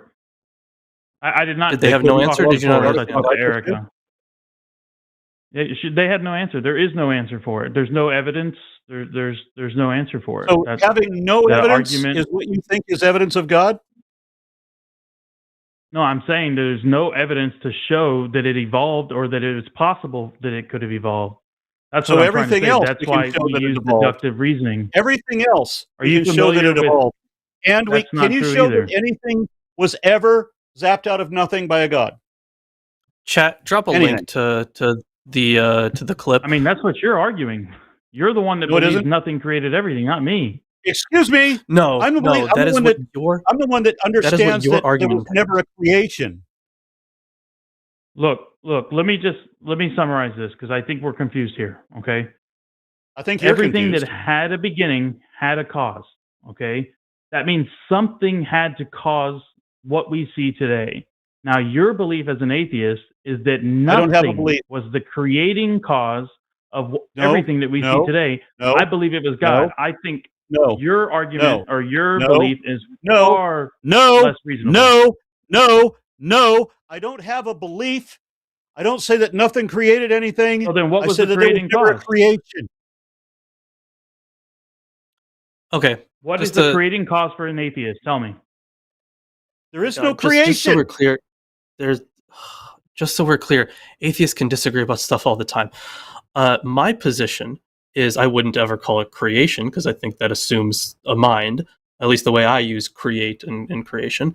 But I would say that the reason that the universe exists, I do accept the Big Bang. I'm fine saying the word believe because in philosophy, believe just means accept as true. So I'm fine using the word believe. I have beliefs about things, but what I am also going to say is that I accept the Big Bang model, and I don't know the subject well enough to know more than that. And I know that there's still debate. But like, Hold on. but my Hold on. question is, Hold on. what I'm caused finished it? talking. I don't care. I'm still talking. When it comes to like what happened, like what caused the Big Bang, I don't know. And I'm going to leave it at I don't know. And I'm fine with that. I'm going to need some evidence for either column. Okay, so if you don't know, then you have no I'm saying business. I don't know. If you don't know, then you're giving up your argument. You don't know, so that means you don't know that it's not God. You don't know either. So you really You don't know it's not know. a pink unicorn. You're You didn't not know I taking a didn't. stance You, on you don't anything. know I didn't fart it into existence. You can't just come to conclusions by saying, well, you don't know it's not this. That's not No, how you- reason works. That's That's not literally reason. just said you don't know. So that means you don't Yeah, know I if it was don't God know. either, right? Yeah, and you don't know that it No. wasn't pixies. Okay, there you go. So you don't know. So that's where So we have to leave it, faith- guys. I'm sorry, but What? I got to get Nope. going. But Faith I will is try calling pretending to back know next things time I y'all are don't on. know. I don't pretend to know things I don't know. I do know the things that I do know, and I can prove that. Sounds like we ran away. Yep, he ran away. Yeah, he said he had to go. Yeah. Okay, so we've got a couple of atheists we can have on, and I will bring one on here. Oh, someone Sarah. did drop a link to what I was asking for. Hello. Okay, thank you, Monkey Hello. at a typewriter. Hello, Sarah. How Sorry. do you do? I'm good. How are you? A little frustrated. I always get tired of people telling me that I believe things that I don't believe. That's always listening to irritating. that whole call. Yeah.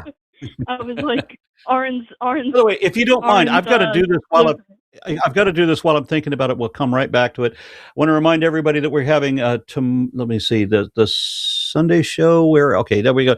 Chewed Gum tomorrow as Alyssa Lube and Taylor SH, and then on the Hang Up, which is on Wednesday, we have Matt Dillahunty and Brady Goodwin.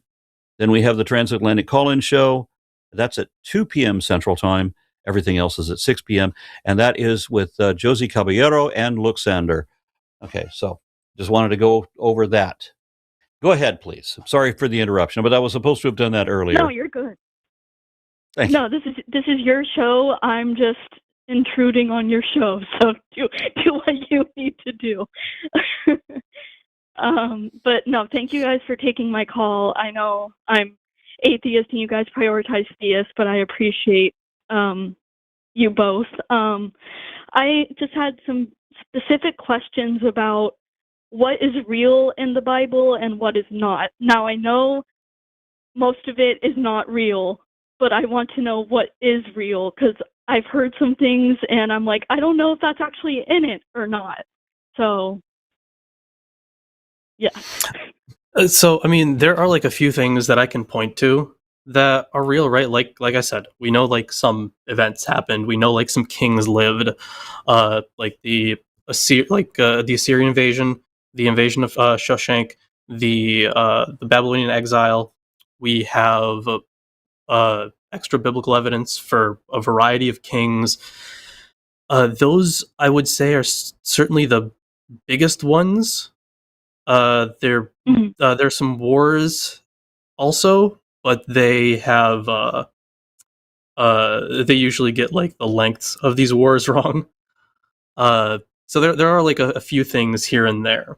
So they've been mythologized to hell and back, right? They've been when they were living through events X, Y, and Z, they started to inject God into everything, and their own personal beliefs about God would change. So like there's a whole bunch of stuff that's just kind of how both myth and history were never like separate in the ancient world. They were often together. And the part that I love about studying the Bible is like getting through all the bullshit and getting to like, if there is some reality behind it, getting to that reality. Like one of my favorite ones, for example, is Balaam. So yeah, Balaam, son of Beor. It's the guy with the talking donkey, right? We have extra biblical evidence for Balaam, son of Beor, but he didn't live at the time that the Bible says he lived. He didn't worship the God that the Bible says he did. And he was because the one that we have is from the Dear Allah text. The Dear Allah texts, if you look it up. There was no talking donkey, by the way. But the person was real. He was a prophet probably in like maybe the 9th century BCE. So it is very interesting. I do have a video on my channel about Balaam and the Dear Allah texts if you want to look into it.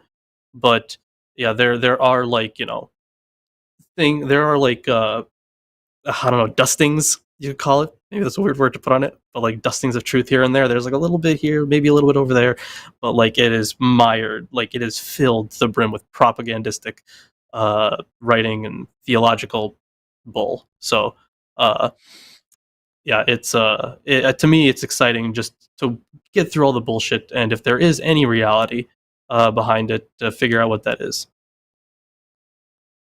Yeah, thank you for that answer, Lorence. I figured you would be you and Aron, but you would have a lot of actually insight into it. So I appreciate your answer. Thank you for including me.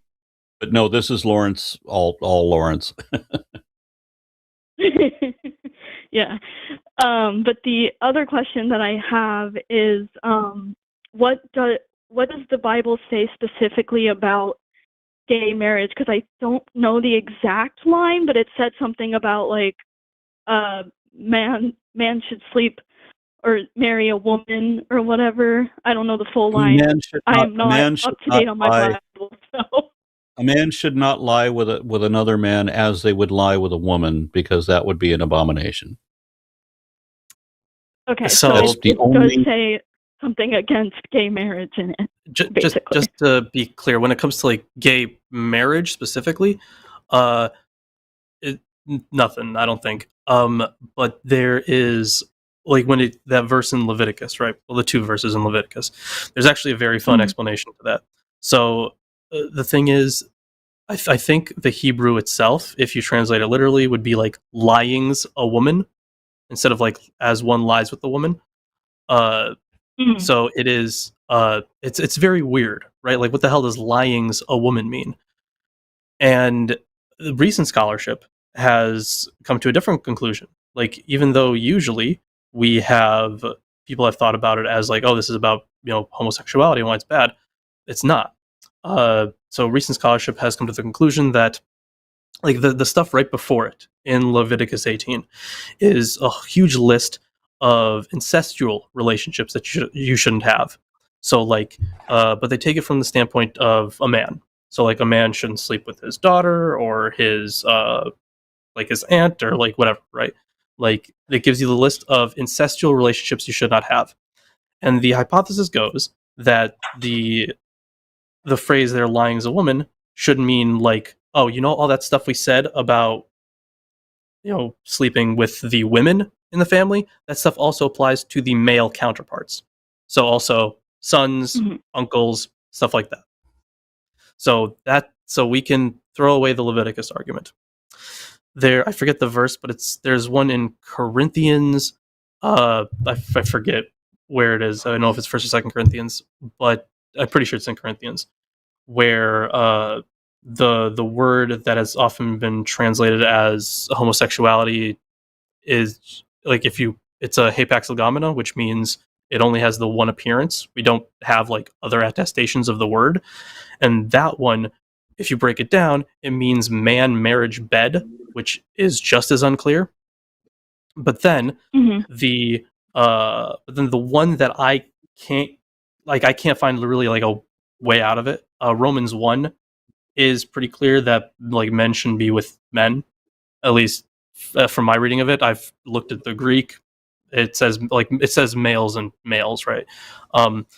So that one I can't really get around.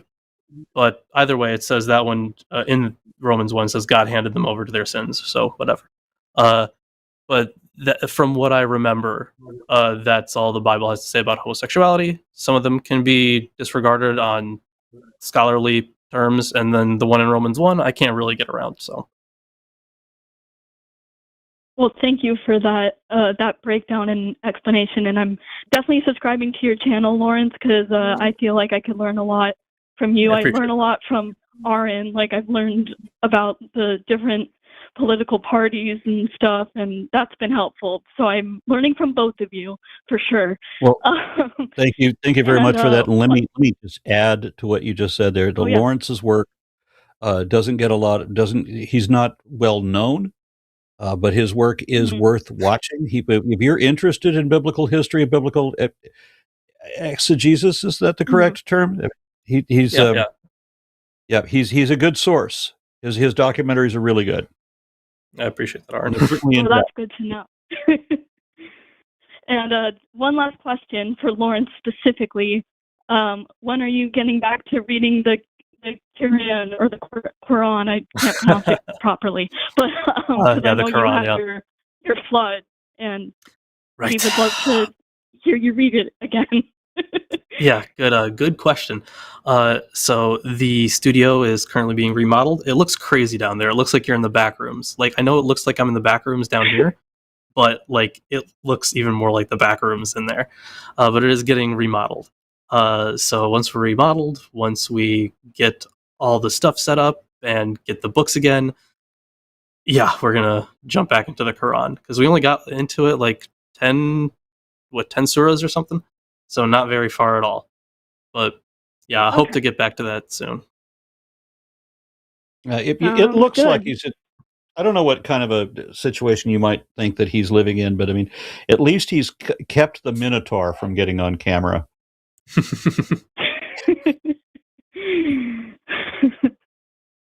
All right. Well, thank you very much for that. We will go ahead and take up more of your time, because I know you guys have other callers, but I appreciate the education. And Lorence, I will be subscribing for sure, and anxiously awaiting your Quran reading. And both of you have a great night.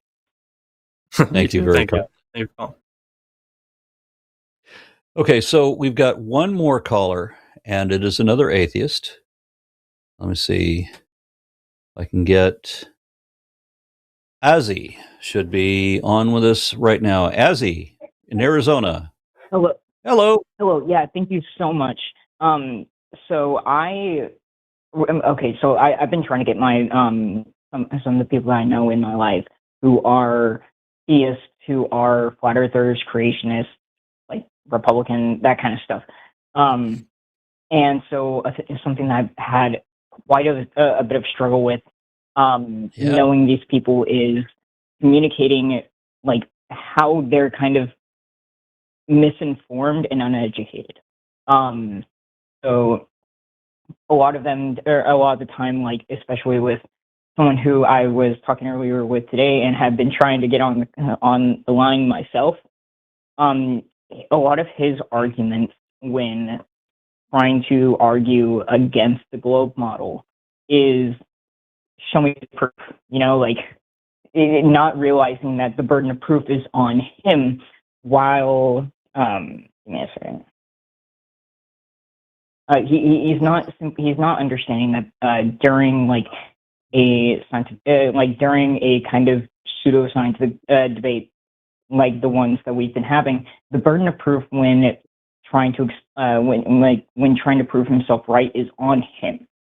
And so I've just been trying to help him as best as I can understand how the scientific method and the scientific model works. You're talking to a flat earther, so you're talking to somebody who does not care what the scientific method is. He does not care what the truth is.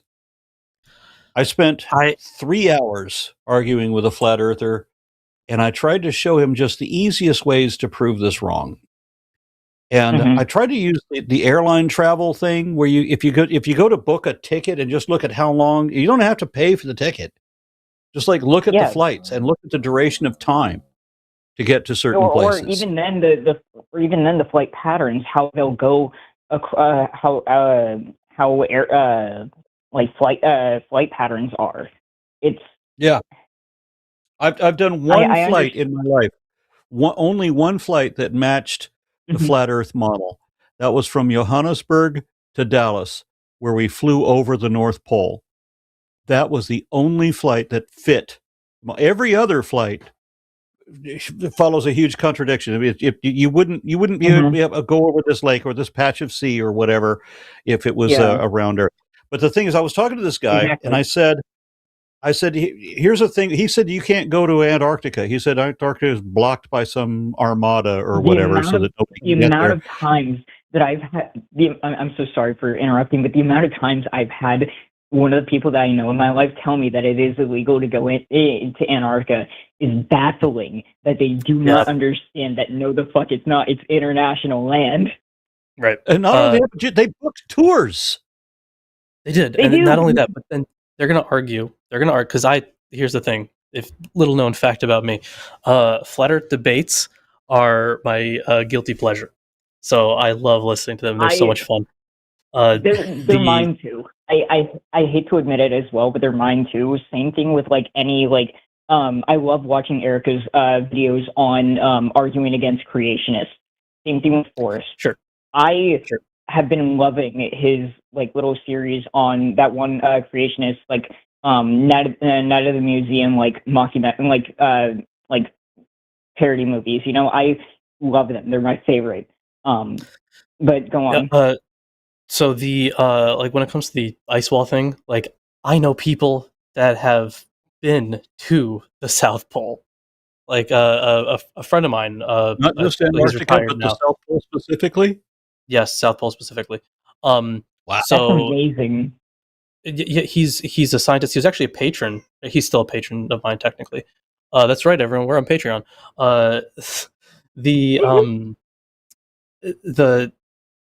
Since he retired, he's not really doing that anymore. But he was an astronomer. He was a mathematician. You can look him up, Landon Knoll. He did this stuff often. He's done live streams from the South Pole. He was doing a lot of this stuff, and it's I don't think Landon is lying to me. I've had enough conversations with the man. That's bullshit. But then I think the best proof for the globe model would be if you look up on YouTube Sly Sparkane. He did this study with multiple participants where at the same time they each the experiment. The final experiment. I know exactly what you're talking about. No. The final experiment is something else. Oh no. The final experiment is a different one. That was with Will Duffy. That one was also very good. The final experiment, but also Sly Sparkane, who did he had participants from all across the world, and at the same time they all measured where the sun was in the sky, relative to them, obviously. And then they plotted all those lines onto both a flat Earth map and onto a globe model. And the only one that comes up with a consistent direction where they all point the exact same way, which also you can use to determine the size of the Earth. Guess what? Globe model fit it perfectly. Shocker. Sly Sparkane. Absolute shocker. Yeah, those would be my go-tos. Obviously, final experiment in the Sly Sparkane's video. I was talking to a flat earther, and I told him that this is something we can do. we can go to South America, we can go to Antarctica. I know people who've been. I know a whole family that went down there. There was My a only family thing is trip that, like, to Antarctica. it's a big You money can book thing. tours. But I said, okay, here's the thing we can do. You can Mm-hmm. go down to Antarctica, and you can know from where you left and what direction. You can follow your compass to know that this is to verify that you're in Antarctica, and then we can take off in a jet. A passenger jet Mm-hmm. has enough fuel capacity that it could circumnavigate Antarctica, the entire continent, which is about the size of the continental United States. Not North America, it's the U.S. itself, or roughly equivalent to the size of Australia, something like that.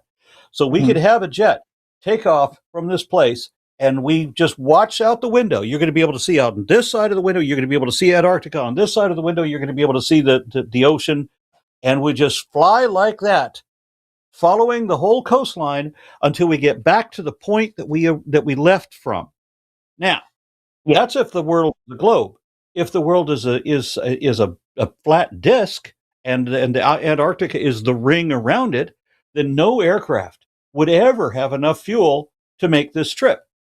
When I told this guy that we could do this, he thought that I'm mega rich and that I own my own jet and that I was going to force him onto this plane to prove that the Earth is a globe. And he objected to that because he thought that I had this magnificent wealth and power. Because the belief mattered more than the truth.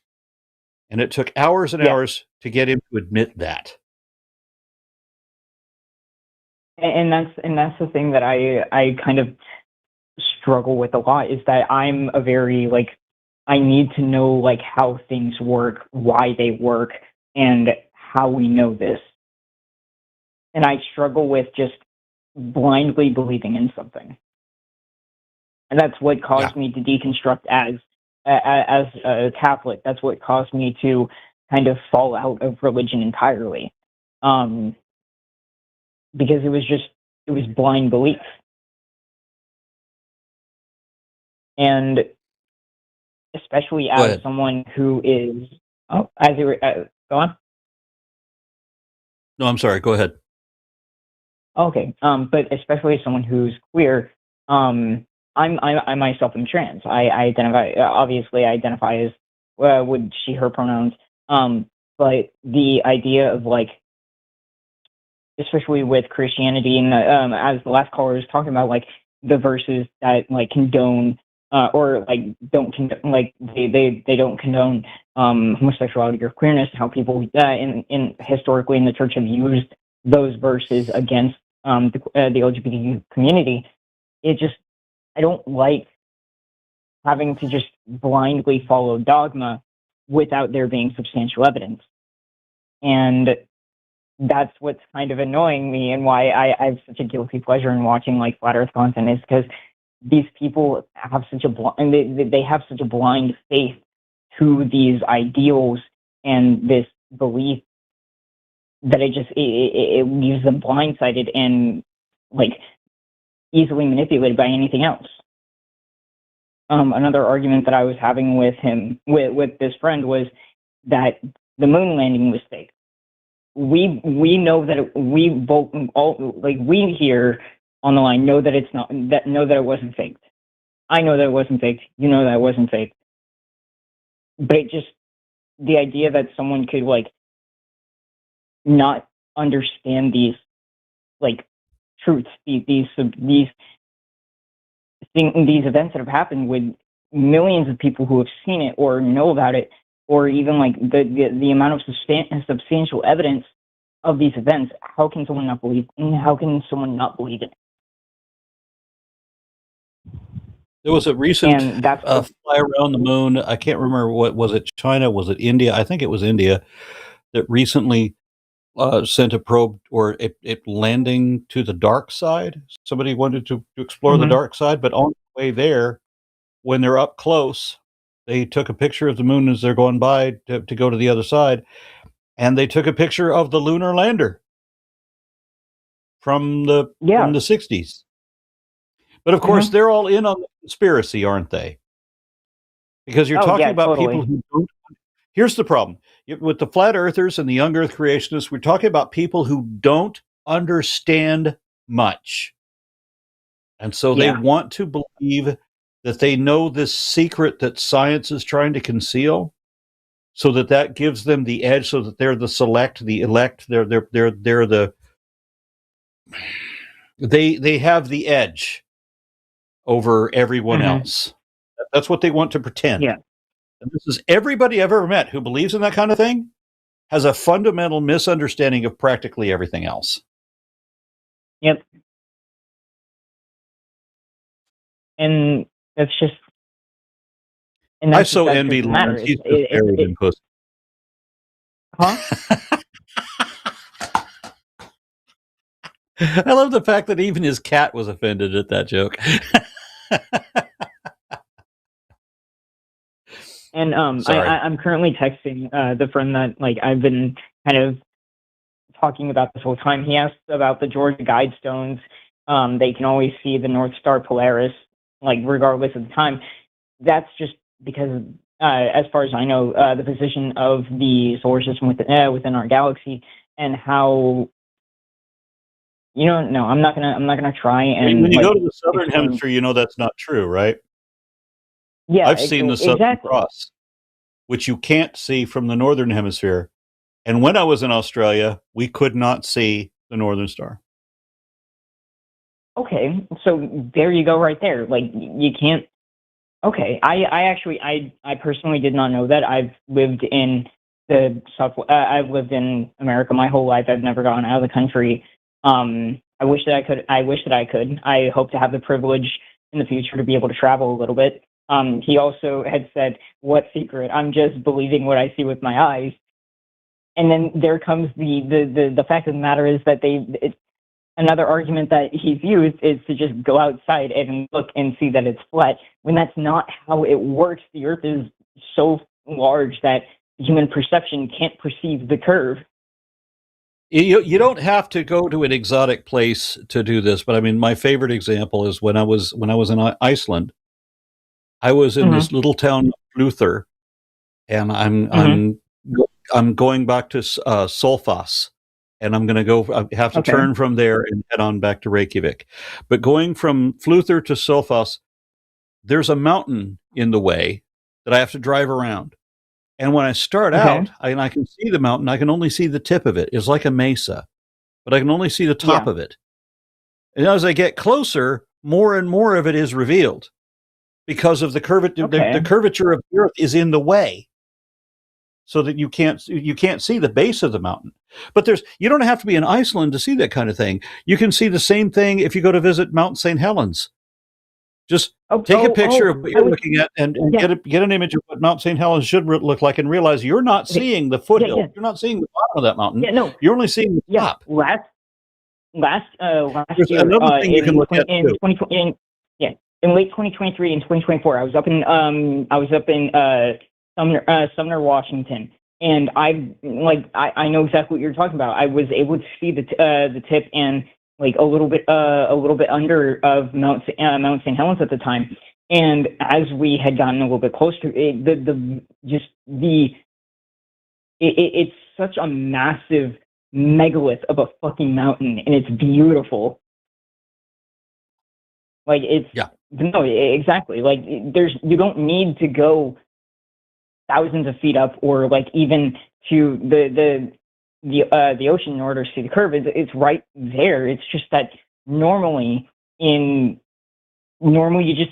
not as perceivable as you would think.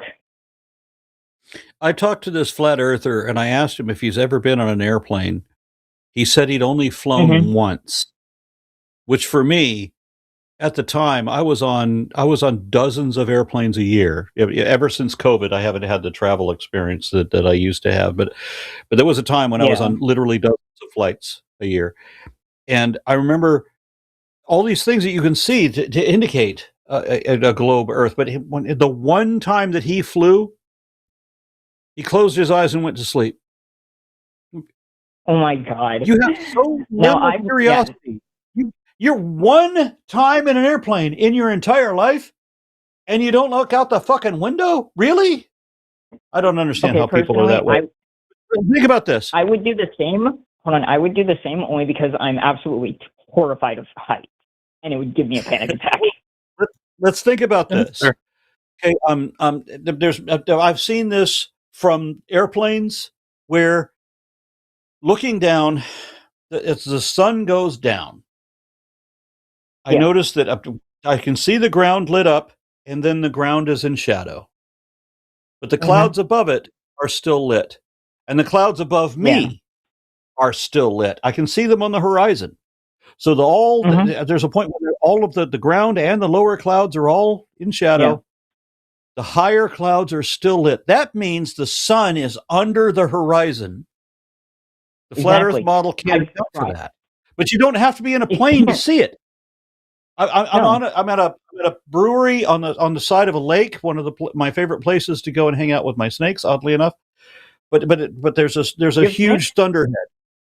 There's a huge thunderhead on the horizon, but it's on the east. So the sun is setting, and I'm watching. Suddenly, now the lake is in shadow, the lower clouds are in shadow, but the top of the thunderhead is still lit up. You can see it. All you need is cloud cover. I mean, all you need is to have some clouds on your horizon in the east any day at sundown. Yep. Go watch. And it disproves the flat Earth. It's so easy to disprove. The problem is these people desperately need to believe that they know something that the smart people don't. Exactly. Like, I've tried explaining to them that on a flat Earth, a spheric, or just the sun itself would not work, and they don't comprehend it. Like, I tried explaining that light just wouldn't work the same, the way that just doesn't work in the way that they think it does. And or like how they'll try and say that, oh, water can't stick to the edge, and then they use a fucking basketball. Like, oh my God, no, that's not how it works. They don't understand it because they don't want to understand it. Somebody brought up earlier two sides of the same coin. And I'm thinking, okay, so you're viewing this as a coin in which there's another side. But what if the coin is not a coin, it's a ball, and so it all is literally one side, and you're trying to argue that there is two equal sides to this, but not on a sphere, there's not. So it's a fundamental misunderstanding of the concept to begin with. And I'm sure that there are, it's got to be, that when you take these people and you show them a situation in which, let's say, you can now go into orbit, right? You can now pay. If you got a bunch of money, they will just, Bezos will shoot you off into space with a handful of other, rich celebrities. Yeah, Lorence is showing how he has a plethora of pussy at his command. You can, if you've got enough money, the mega millionaires will send you into orbit for 5 minutes. You'll be in space, and you'll be able to see it. What does the flat Earth movement do with that? There was one guy that did a beautiful experiment. He took his GoPro, 30-minute camera life. He turned it on. He put it on a weather balloon, and the weather balloon took off. The weather balloon went into, low orbit. It's at the edge of the atmosphere. You get to see a beautiful rendition of the curvature of the Earth. And then the weather balloon eventually comes down. He retrieves his camera. What do you do? If you're a flat earther and you get a hold of that, that's your camera. You put it on there. What global conspiracy can you blame for that? I need to do that. I need to do something like that just to show them, like, hey, look, it's this fucking easy. Get them to understand what is provable, get them to make a prediction. Actually, the first thing I would say is, I think getting them to make a prediction is good, but what that would require first is a model. Have them come up with a model, because we have not seen an actual flat Earth model. No, we haven't.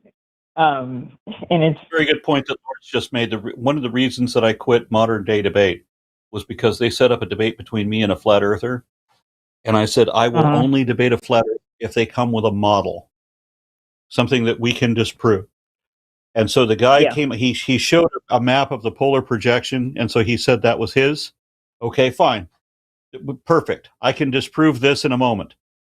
But the guy said he doesn't stand by that. I can disprove the polar projection map. It doesn't matter. He's only here to poke holes in what established science is, not to bring his own model. Like, okay, well then we're done. You didn't bring a model. There's no reason for me to be here. And the modern day debate would not shut the debate down at that point because the guy didn't come with a model. That was the prerequisite. Yeah. And so I ended up having to leave because I'm not just going to let some guy not be able to present his own side of the argument. What am I even here for? I literally, exactly. One of the things that I told him, if I can scroll back up in our text, I told him because he tried saying that the truth doesn't need to be defended. I'm like, but the truth does need to be defended because of people like yourself. You only want anecdotal evidence rather than listening or reading into the scientific literature, or even if you refuse to interact with those who have higher credentials or are more credible than you, then you have no credibility yourself and you automatically forfeit your position. You have no position to stand on, therefore you have no credibility. As Lorence pointed out a moment ago, if these people were sincere, they would have a model. They're not trying to understand reality. They're trying to make believe something else. If they were sincere, they would have a model. That's it. Ask your friend to present a model. If they won't, then you know that they're just full of shit. You know what? I'm going to do exactly that. I'm going to ask them to present a model, and fucking in a year or two from now, when I have the money, I'll just fly them out to Antarctica. Or send them into orbit. Yeah, send them into orbit. Thank you so much. Obviously, I have a whole other host of issues with these people on the topic of creation or gender sciences. I do want to try and talk on chewed gum about that because I, as a trans person, granted, I don't need for people to accept my existence to know that I exist, that I am true to myself. But it's also wanting to help them understand that it's not a lot of it is that they don't understand science as a whole. They believe that sex and gender are synonymous with each other. They believe that God created the earth and everything around us. They think at one point, one of my own housemates said that he doesn't care about what science says. He's going to believe in the Bible, and it's a pain. At least they're honest. At least they're honest.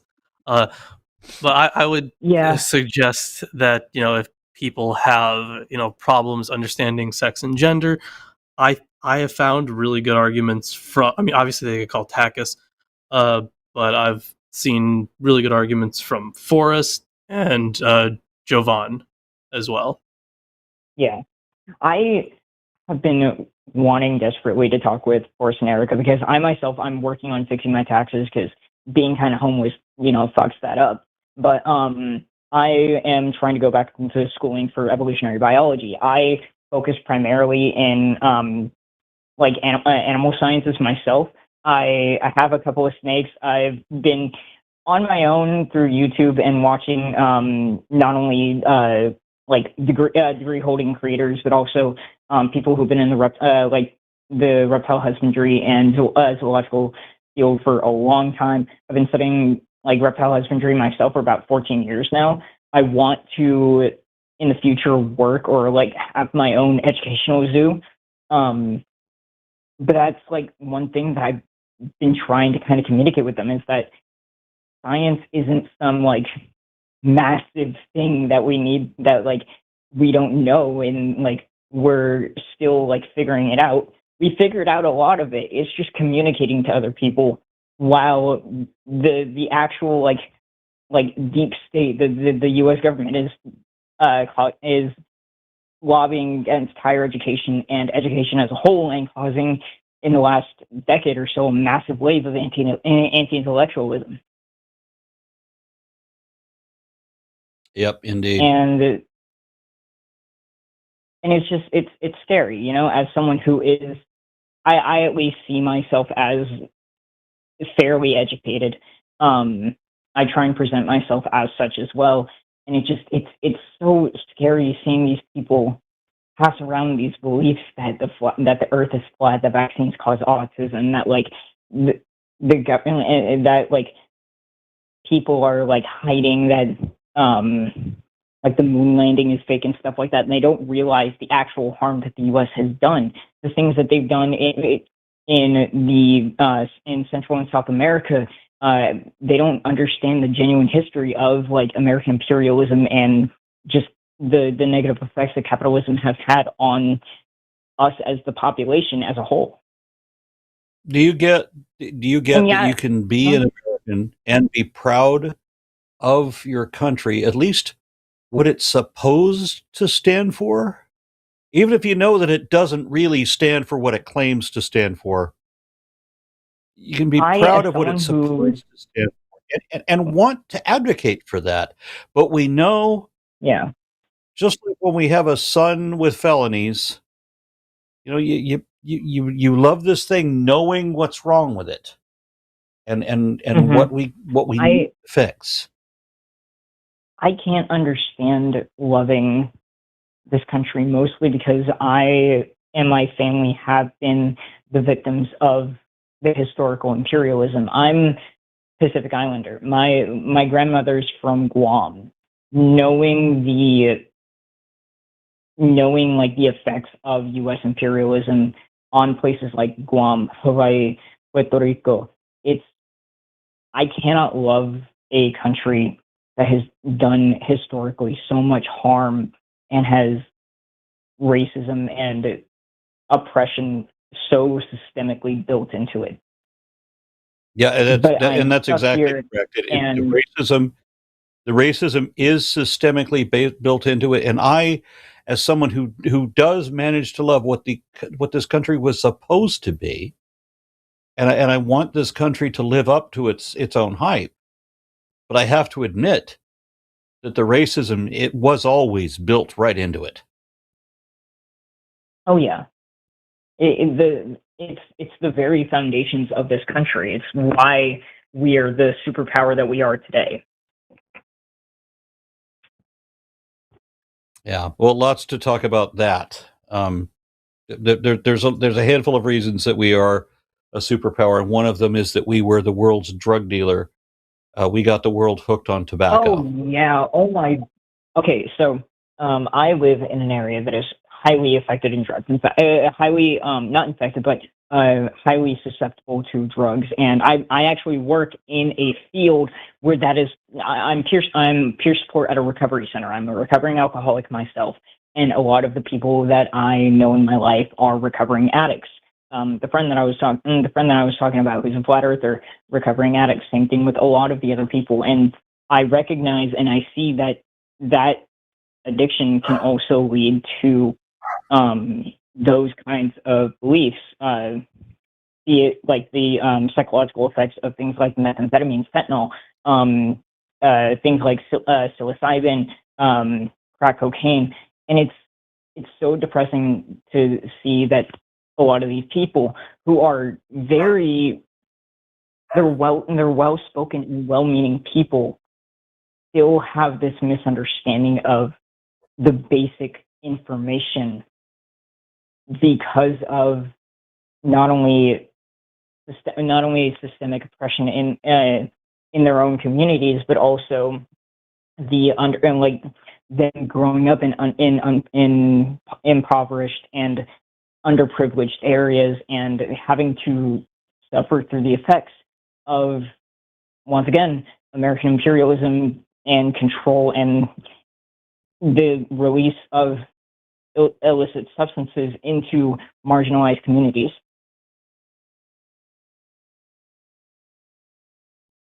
And it's something that I have to kind of see and cope with every day, being someone who, I grew up in I grew up in a marginalized community. I grew up in those affected areas. Hell, even my own family, I have a long list of relatives who have used substances in the past, and it pains me to see that they want to do better for themselves, just not academically. Yeah. I also come from a family background of people who had a disdain for education and for science. Yeah. Believed in something they called common sense, but which really isn't. So it's a general hatred of intellect. It's anti-intellectualism was what you brought up before. The most disturbing thing I can think of about this country right now. And it just keeps getting worse and worse every year. I've had literal kids tell me that someone like Charlie Kirk wasn't even a bad dude, and it's painful. It's painful to see how rampant things like sexism, racism, Islamophobia, just general general queerphobia and anti-intellectualism, how much it has spread. Because I remember, even when I was younger, I'm 21 now. Back 10 years ago, it wasn't, as far as I could see, it wasn't nearly as bad. At least within my own, within my own circles as kids. We were just kids. Someone was different, cool, fucking whatever, you know. Some of my closest relatives, my aunt, she's lesbian. She's married to her wife, and that was just kind of okay. That was my queer aunt. That's my gay aunt. Growing up, not caring what someone's religious beliefs or their gender identity, their sexuality, even the only issue that I would have with someone is if they like pineapple on their pizza or not. That's how I grew up, and I don't understand. Huh? I read this wonderful article about Elvira, Mistress of the Dark, who, well, she dated Elvis in her youth, and she was, everybody knows Elvira, right? She's this complete sex pot, right? But for the last 20 years, she has been living in a lesbian relationship with a woman.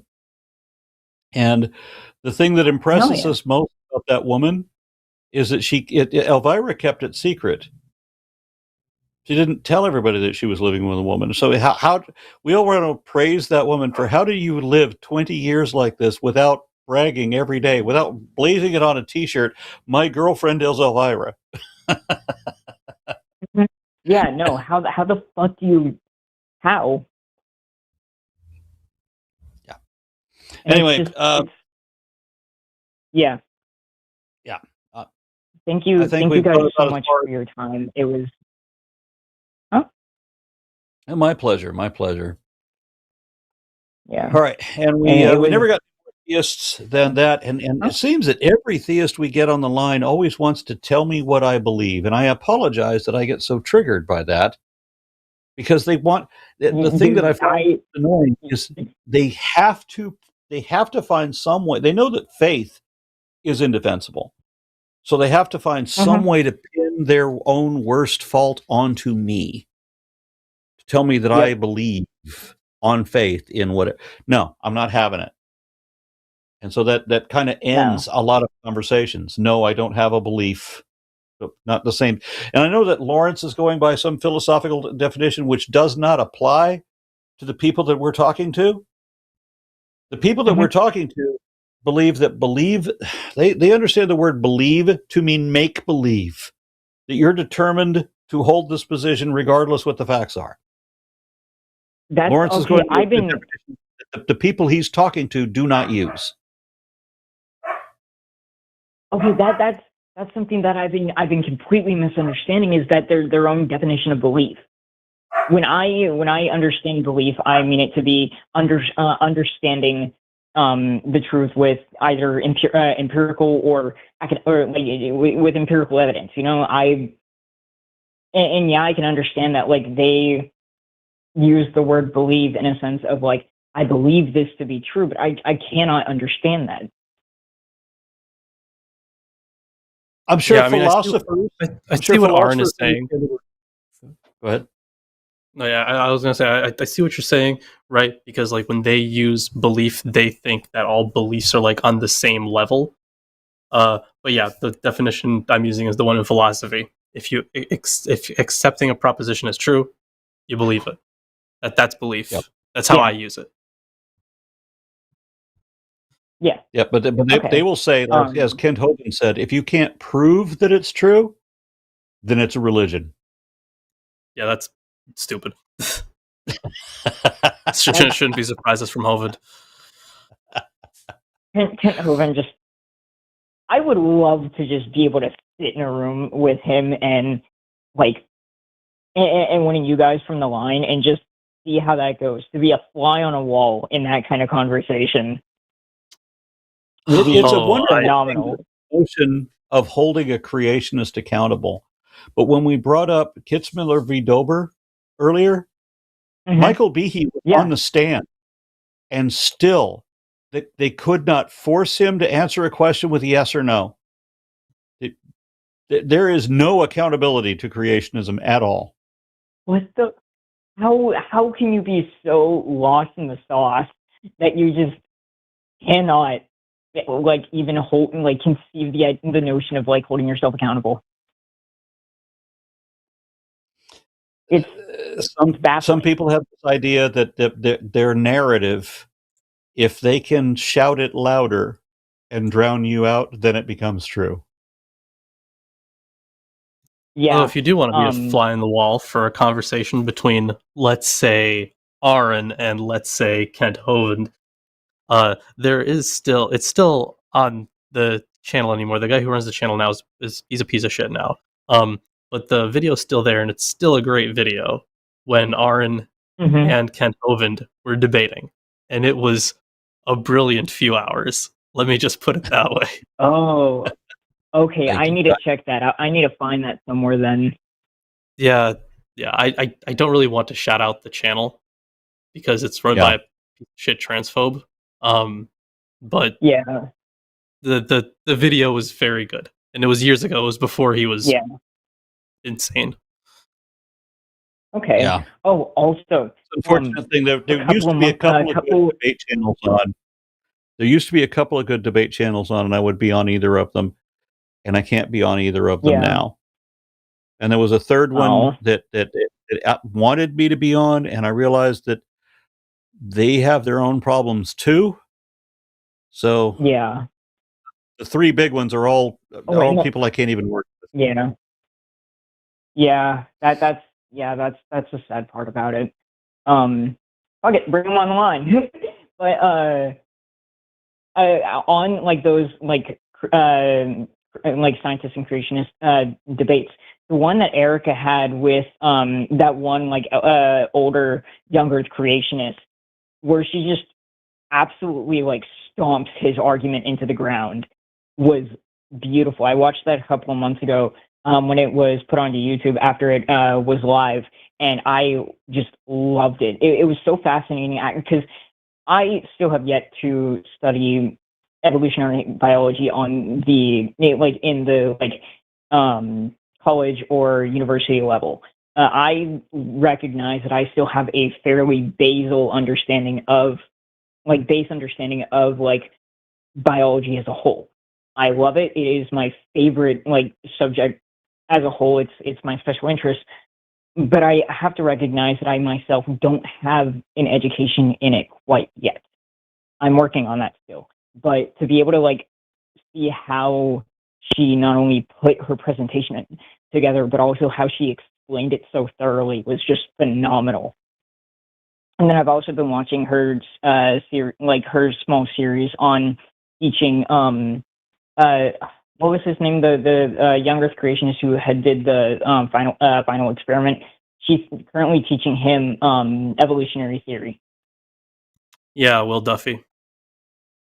Yeah, and Yeah, I'm on a conversation like, on social media right now with somebody that the same problem I always have. Everybody that does the challenge for me to prove evolution to them, the first step is always the problem: admitting what evolution is. Yep, just flat out won't. One experiment that I've been wanting to conduct myself, but I would have to not only be in a lab setting, but also have access to bacterial cultures. If I can remember, because I learned about this a while back. If you set bacteria in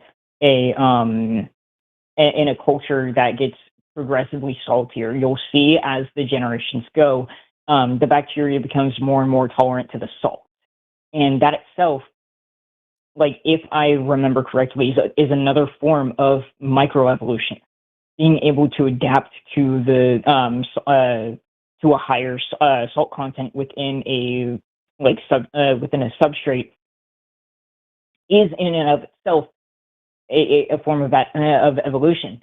I had an argument a while back with someone who I'm no longer friends with, how adaptation and evolution, while are not synonymous, are still connected.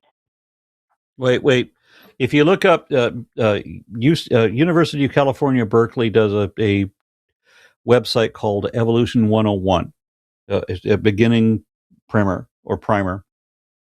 And their definition of adaptation is evolution via natural selection.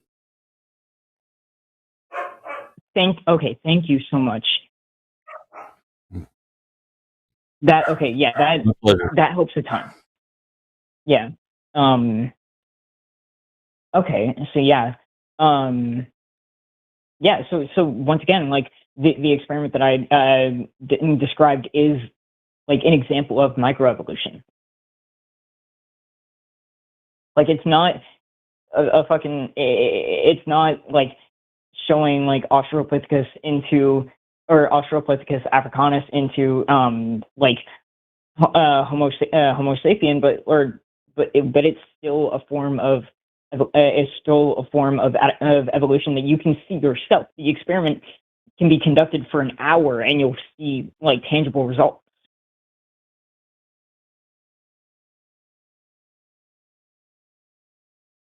And it's just, there's so much that I need to do. There's so much that I still need to learn, and I want to get into science communication. I would love to do something like what you guys are doing here on the line. I also just kind of want to stay a little small and try and explain to my like close group that no, you guys are kind of wrong and you're uneducated. I don't mean to be rude, but you are. Yeah, just keep in mind there's always stuff to learn. There's never going to be a point in your life where you're going to go like, "Yo, I know enough now." It's just never going to happen. And that's the beauty of life. There's still so much to learn and understand and just find out.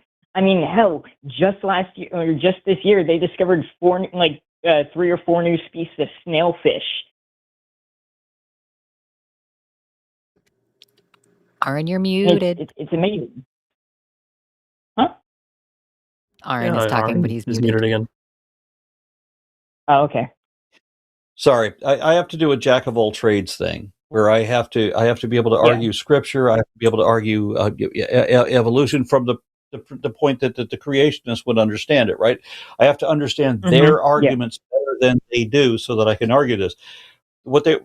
How that leads to a deficiency for me is that people like Forrest and Erica just focus on evolution, which would be my passion too. I would love that, right? Yeah. But they excel way beyond me in that. And then Lorence, who doesn't fuck with the evolution thing at all. He goes the other way. He goes with the Bible. So again, far beyond me. And so while I am versatile enough that I can be paired with either side of this argument and be competent, I'm still limited well beneath either side. which is frustrating. Yeah, and that's it. Yeah. Even for me, I focus heavily into science and understanding biology. I would love to be more of a jack of all trades. I need to study the Bible again. I read it like 3 times front to back. I still don't remember jack shit of it. Tell your flat Earth friends I'd be happy to talk to them on my channel.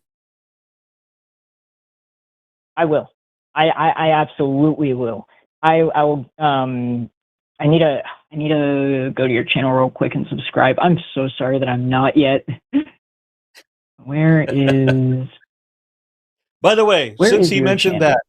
that, patreon.com/ARONRA. I am so mired in the muck like the rest of us in this economy. I need all the help I can get. So if you can donate, please. And Lorence, what is yours? Well, you can go subscribe to the Behold Network to learn more about the Bible. Always doing stuff on that. And once in a while, I'll do like a live translation stream because I'm writing a commentary on Matthew. I mostly did it for Blasphemer's Bible, but then I was like, I could probably publish this. So we'll see where that goes. But if anyone's curious, the Patreon, it's still under our old name. You'll find the link on the channel. But yeah, it's still under the name Milwaukee Atheists. We got to revamp it a bit, but Aron, Okay. what is your YouTube channel name? I'm not Aron, sure. I don't please. see it in the description of the It's Aron, not Aaron. I'm so sorry. Yep, only one A in my name. All right. Yeah, Aron, what's your channel name? I don't see it in the description. ARONRA. Aron Ra. Oh, okay. Let's see. All right, we all good? Yep, there it is. Yeah, absolutely. Once again, thank you guys so much for your time, and kind of let me get all of that off my chest. I'm definitely going to point the people that I know to your guys' channel and stuff, and channels and stuff like that. Just thank you. Be sure so to much. send one of your flat This Earth was friends wonderful. over to talk to me. I will make a hell of a show out of that. Absolutely. If I'll be there. they'll actually like sit down and call, but I absolutely will. Oh my God. Yeah. Thank you guys so much. I had a wonderful time, and you have a wonderful night. I hope that your calls are plentiful and fun. Thank you. Thank Thank you you very kindly. All right. Well, I'm gonna hang up now. Y'all have a wonderful night. Okay. Bye bye. All right, thank you much.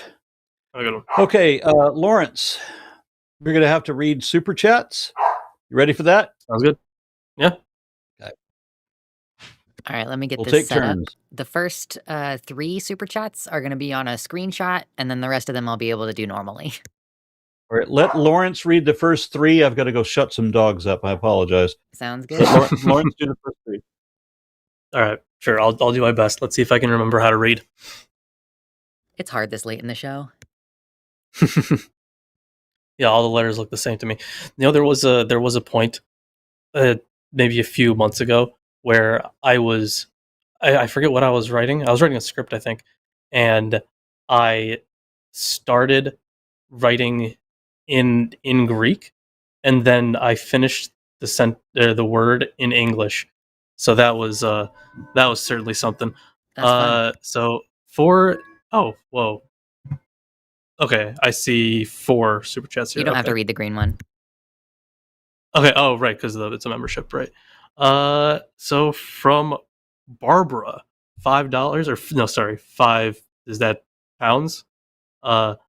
First super chat first. Thank you so much, Barbara.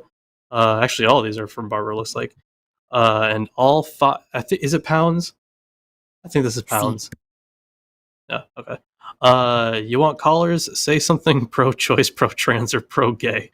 Yeah, that's true.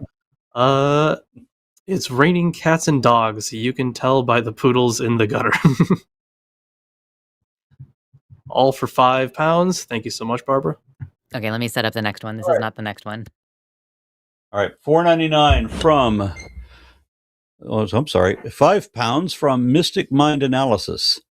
Is it worth treating the Bible the same way we treat Greek mythology? A book of parables from an ancient world and a window into its culture? I mean, for the most part, yes. But even within like Greek mythology, you still get references to real things from time to time. So again, this kind of goes back to myth and history were not separate in the ancient world. John Van Setters has a phenomenal book called In Search of History, where the first part of it is all about how they were inseparable. So you will find mythology in history, history and mythology. It's just going to be that way. That's just how it was for a very long time. So yes, you can use this stuff to basically understand how they felt about things, how they understood the world, and things going on around them. If you look at like ideologies, for example, you can be like, well, we know they held this place in high standing because they gave it this like phenomenal kind of origin story, so you know it was important to them. You can tell a lot about a culture through its myths. I'm going to do the next one too, since you did 3. $10 from Wow, that's a handsome fella. Down by the bay, where the watermelons grow, back to my home I dare not go. For if I do, my father will say, have you ever seen an amoeba turn into a pine tree down by the bay? Good stuff. Okay. You can take this one. All right. I think I'm behind a few seconds, so I have to wait for it to. Never mind. to pop up. $4.99 from Gangstalicious26 says, write a message. Okay. And Lawrence, you you most take the certainly next one. did. Most certainly did write a message. All right. Just a second. Again, while it pops up. There we go. Okay. $10 from Green Man Dave.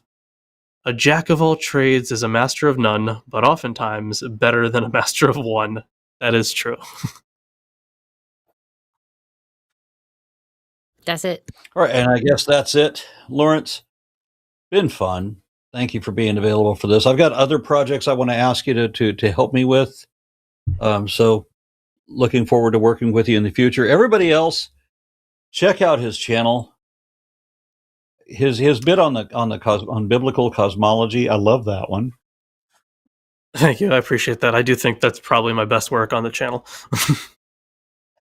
What else would you promote? Like in terms of my videos? Yes. Give me your 2 or 3. Oh shit. Okay. So yeah. So the one that you referenced is the Flat Earth biblical? There is Lilith in Myth and History. That's one of my favorites. And I suppose maybe I liked my one on the Heavenly Horseman. I like that one a lot. Good. All right. Thank you very much, everyone. Thank you so much for having me, guys. Don't forget to go to patreon.com/calltheline. Support the line. Support all of us.